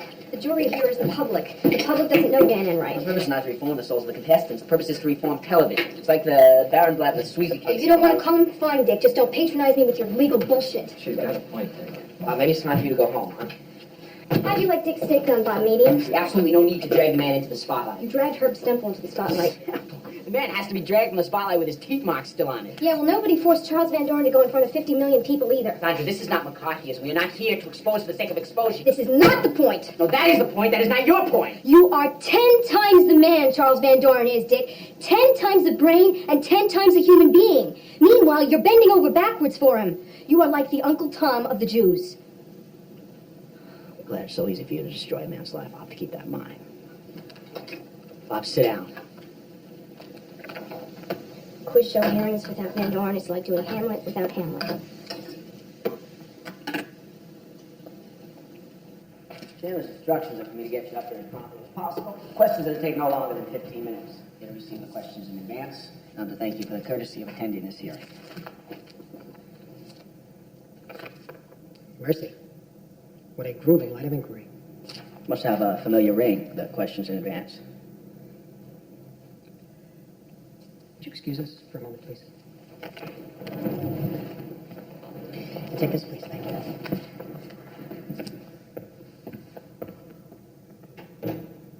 Young man. Ratings went up if the same contestant came back week after week. There was only one way for that to happen. You had to know that. Young man, I sell over $14 million a year worth of Geritol. Geritol. That's the kind of businessman I am. That show 21 cost me $3.5 million year in, year out. Sales went up 50% when Van Doren was on. 50%. So the very idea that I was unaware of every detail or aspect of that show's operation, well, frankly, it's very insulting. So you know. That's even more insulting. You had to know. That's what you This just is not said. about what I know. It's about what you know. You don't know what I know. You know that Dan Enright ran a crooked quiz show. Well, he never informed you. Did he? Let's see what he says. Dan? Look, Dan Enright wants a future in television, okay? Which you have to understand is that the public has a very short memory. But corporations, they never forget.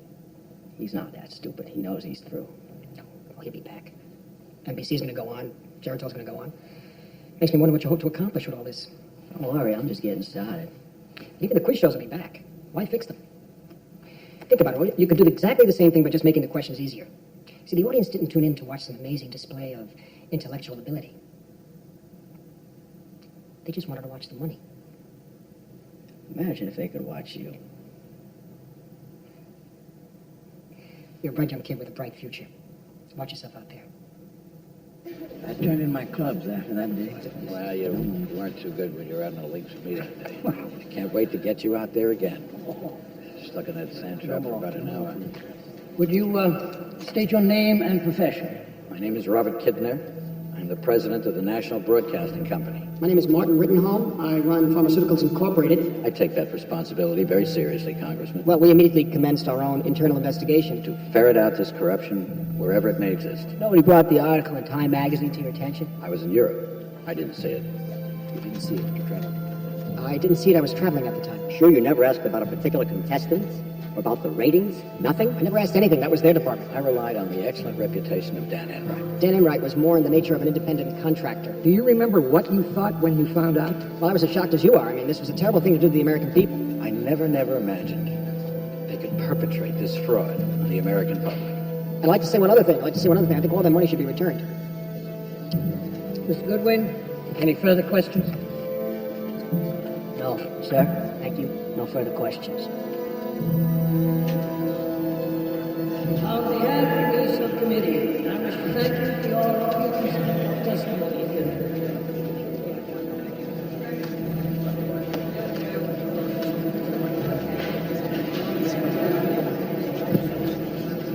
Van Doren's made a statement. I look like the mark of the show game here, and you were starting to look to me like the shill. Really, sir, if you Shut up.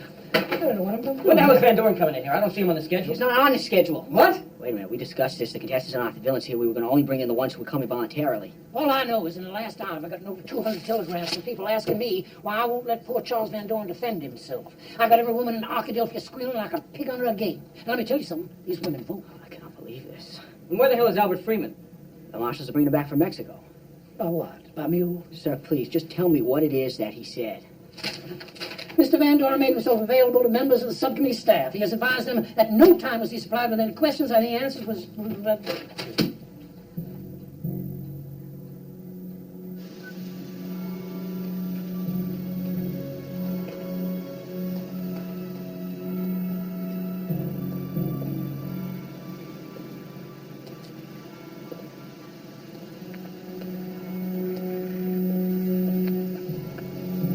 State of New York took me a bit by surprise. I know. We had a deal. I asked myself, why would he make a statement like that? He knows I'll come after him. But then it occurred to me. He knows I'll come after him. I can't decide if you think too much of me or too little. Charlie, I want to think the best of you. Everyone does. I should curse. Did you bring a subpoena? Right here. Well? You know, I remember 5-6 years ago, my Uncle Harold told my aunt about this affair he had. It was sort of mildly upsetting event in my family. Mildly? Well, you have to put it in context. See, here it is. The affair was over something like 8 years. So I remember asking him, "Oh, how'd you tell her? Got away with it?" And I'll never forget what he said. It's the getting away with it part he couldn't live with. I might take that chance. A chance is what I'm giving you. Don Quixote is life. I still don't see how this old guy with a horse and a fat old sidekick can think he's a knight. It means if you want to be a knight, act like a knight. Okay. Act like a knight? You act. I am a knight. I shall miss them. What is this? That retirement business again? That'd be like a snail retiring from his shell. I can't go on doing this forever. It's for you now, Charlie. So, what's the news? Did you read Norman Mailer in Dissent? I only glanced at it. I haven't really had time. Everyone's talking about it. Don't know whether he's a genius or a fool. Have you heard, Dad? There's this Congressional committee that's, well, they're investigating the quiz shows. Yeah, I read that. What's it about exactly? Well, evidently certain of the contestants were given the answers in advance. Cheating on a quiz show is like plagiarizing a comic strip. Well, at any rate, it seems the committee wants to call me to testify. Oh, I've testified before. Funding for the arts, it's nothing. I think this is a little different. You run circles round them. It's not exactly Jefferson and Lincoln down there anymore. I think this is a little different, Dad. I think you'd be glad of the chance to clear your name. Otherwise, people might believe. People will believe whatever they want to believe. That's not the issue. Just tell them the truth. You'll do fine. The real issue, Charlie, is how this keeps distracting you from your teaching. Dad. This and that program in the morning, though. You insist that it doesn't. Dad, I can't simply just tell them the truth. Can't tell them the truth? Why on earth not? It's complicated. Complicated? I can't. Charlie, from what I understand, it's just this bunch of frauds showing off an erudition they didn't really have.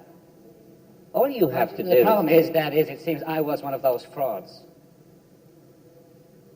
What?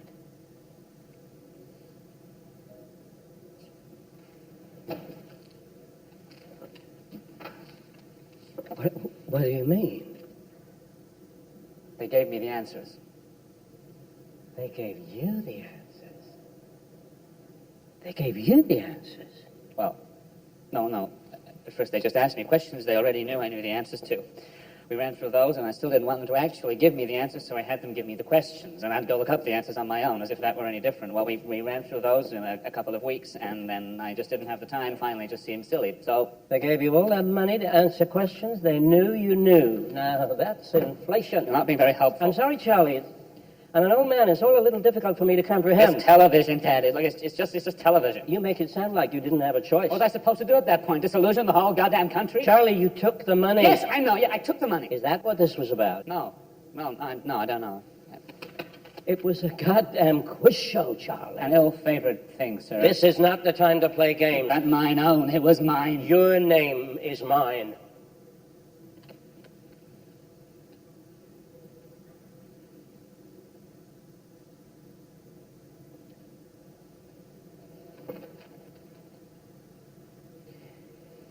Charlie.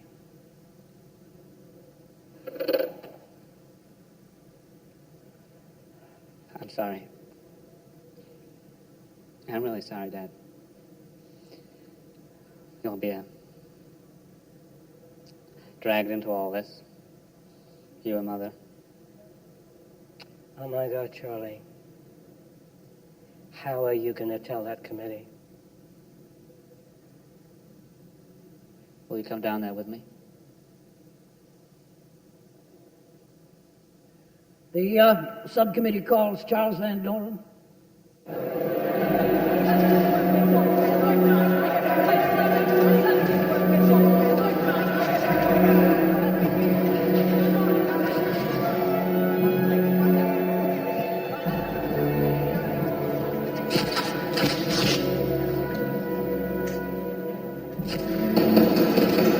Officers will please clear the room.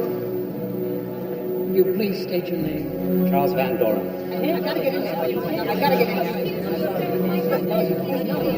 Wait a minute. Hey, you come back here. Swear, testimony you're about to give will be the truth, the whole truth, and nothing but the truth, so help you God. I do.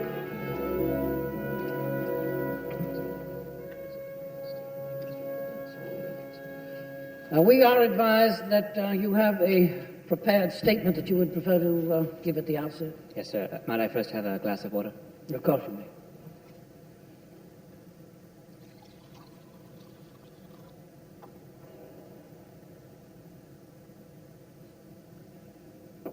You may proceed.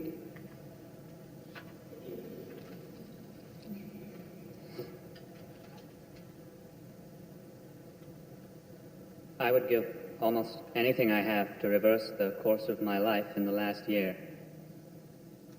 The past doesn't change for anyone, but at least I can learn from the past.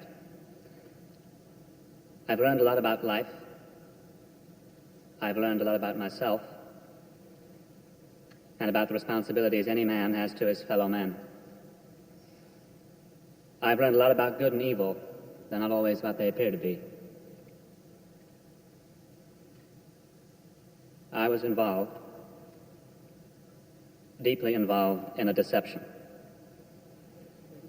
I have deceived my friends, and I had millions of them.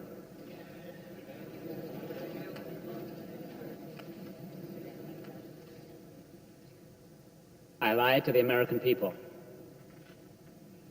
I lied about what I knew, and then I lied about what I did not know. In a sense, I was like a child who refuses to admit a fact in the hope that it'll go away. Of course, it did not go away. I was scared.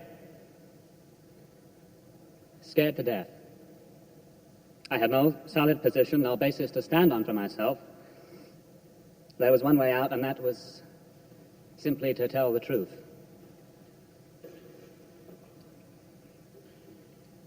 It may sound trite to you, but I've found myself again after a number of years. I've been acting a role, maybe all my life, of thinking I've done more, accomplished more, produced more than I have. I've had all the breaks.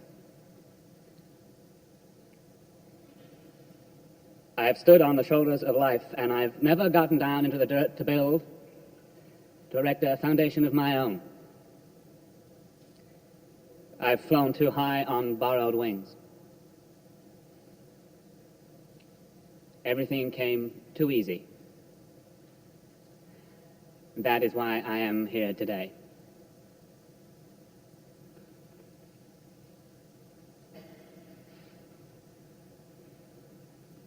Mr. Van Doren, I want to compliment you for that statement. Thank you, sir. Mr. Van Doren, I would like to join the chairman in commending you for the soul-searching fortitude displayed in your statement.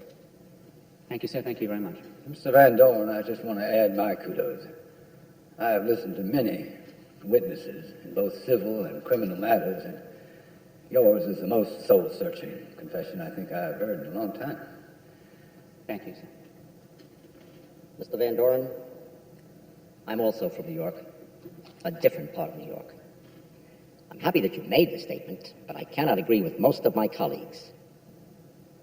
See, I don't think an adult of your intelligence ought to be commended for simply, at long last, telling the truth.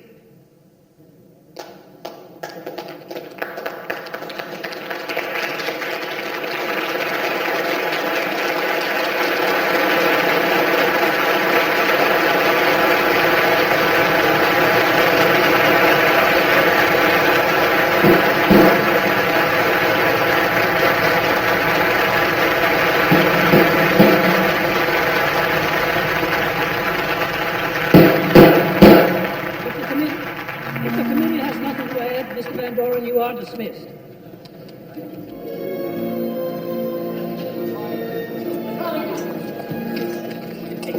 Come on. Come here. Charlie.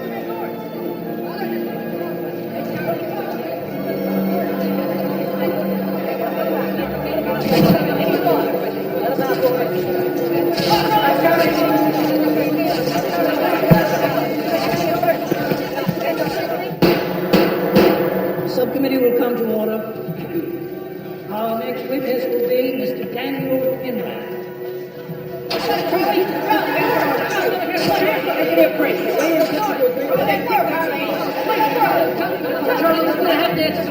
Okay, one at a time, one at a time. How do you feel, Charlie? Believe. The truth, the whole truth, and nothing but the truth, so help me God. I do.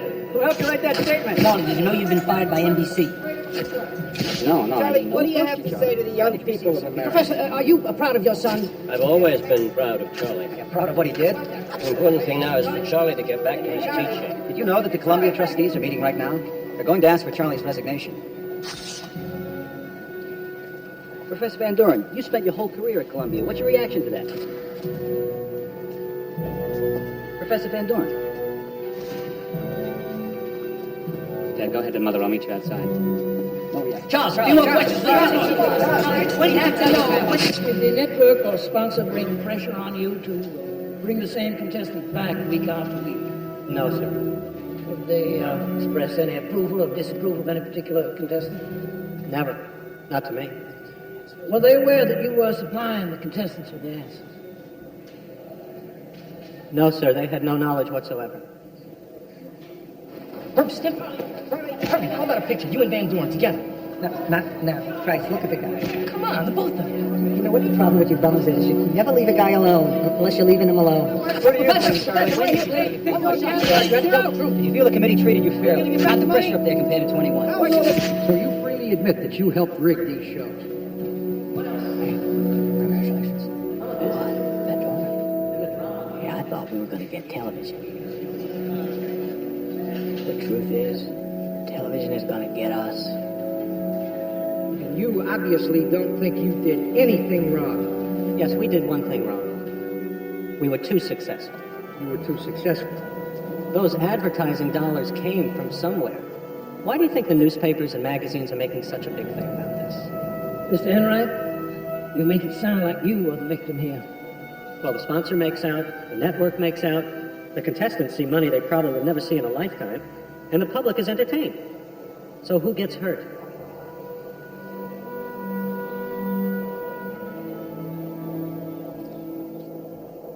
Mr. Friedman, you freely admit that you helped rig these shows. Yes, sir. Yes, sir. That's it. Well, sir, I don't know what else to say. Give the public what they want. It's like your business. Do you see a need for government regulation in this area? You know, it's not like the quiz shows are a public utility, sir. It's entertainment. We're not exactly hardened criminals here. We're in show business.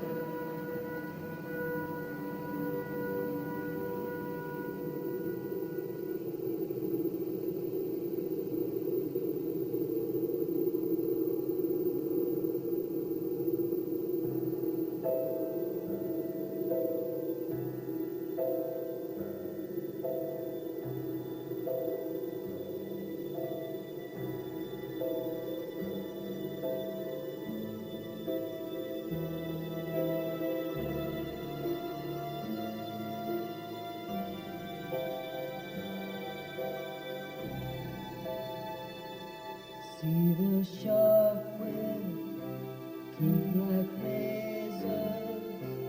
You can read his open face, and that he's got a knife, not in search of this place on a beautiful blue Sunday. See a corpse stretched in the sand. See a man dodge around the corner, like his friends understand. Mr. Mud reported missing, like so many wealthy men.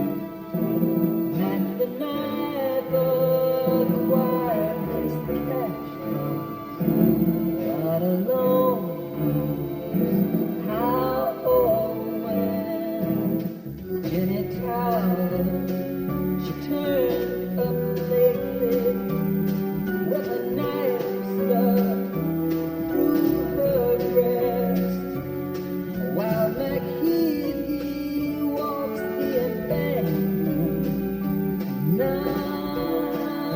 nonchalantly unimpressed, and the gasping fire and soul, 7 children at a go,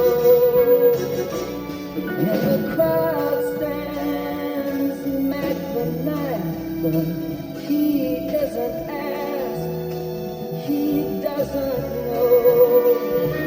And the child bride in her nightgown, whose assailants still at large, violated in her slumbers, knocking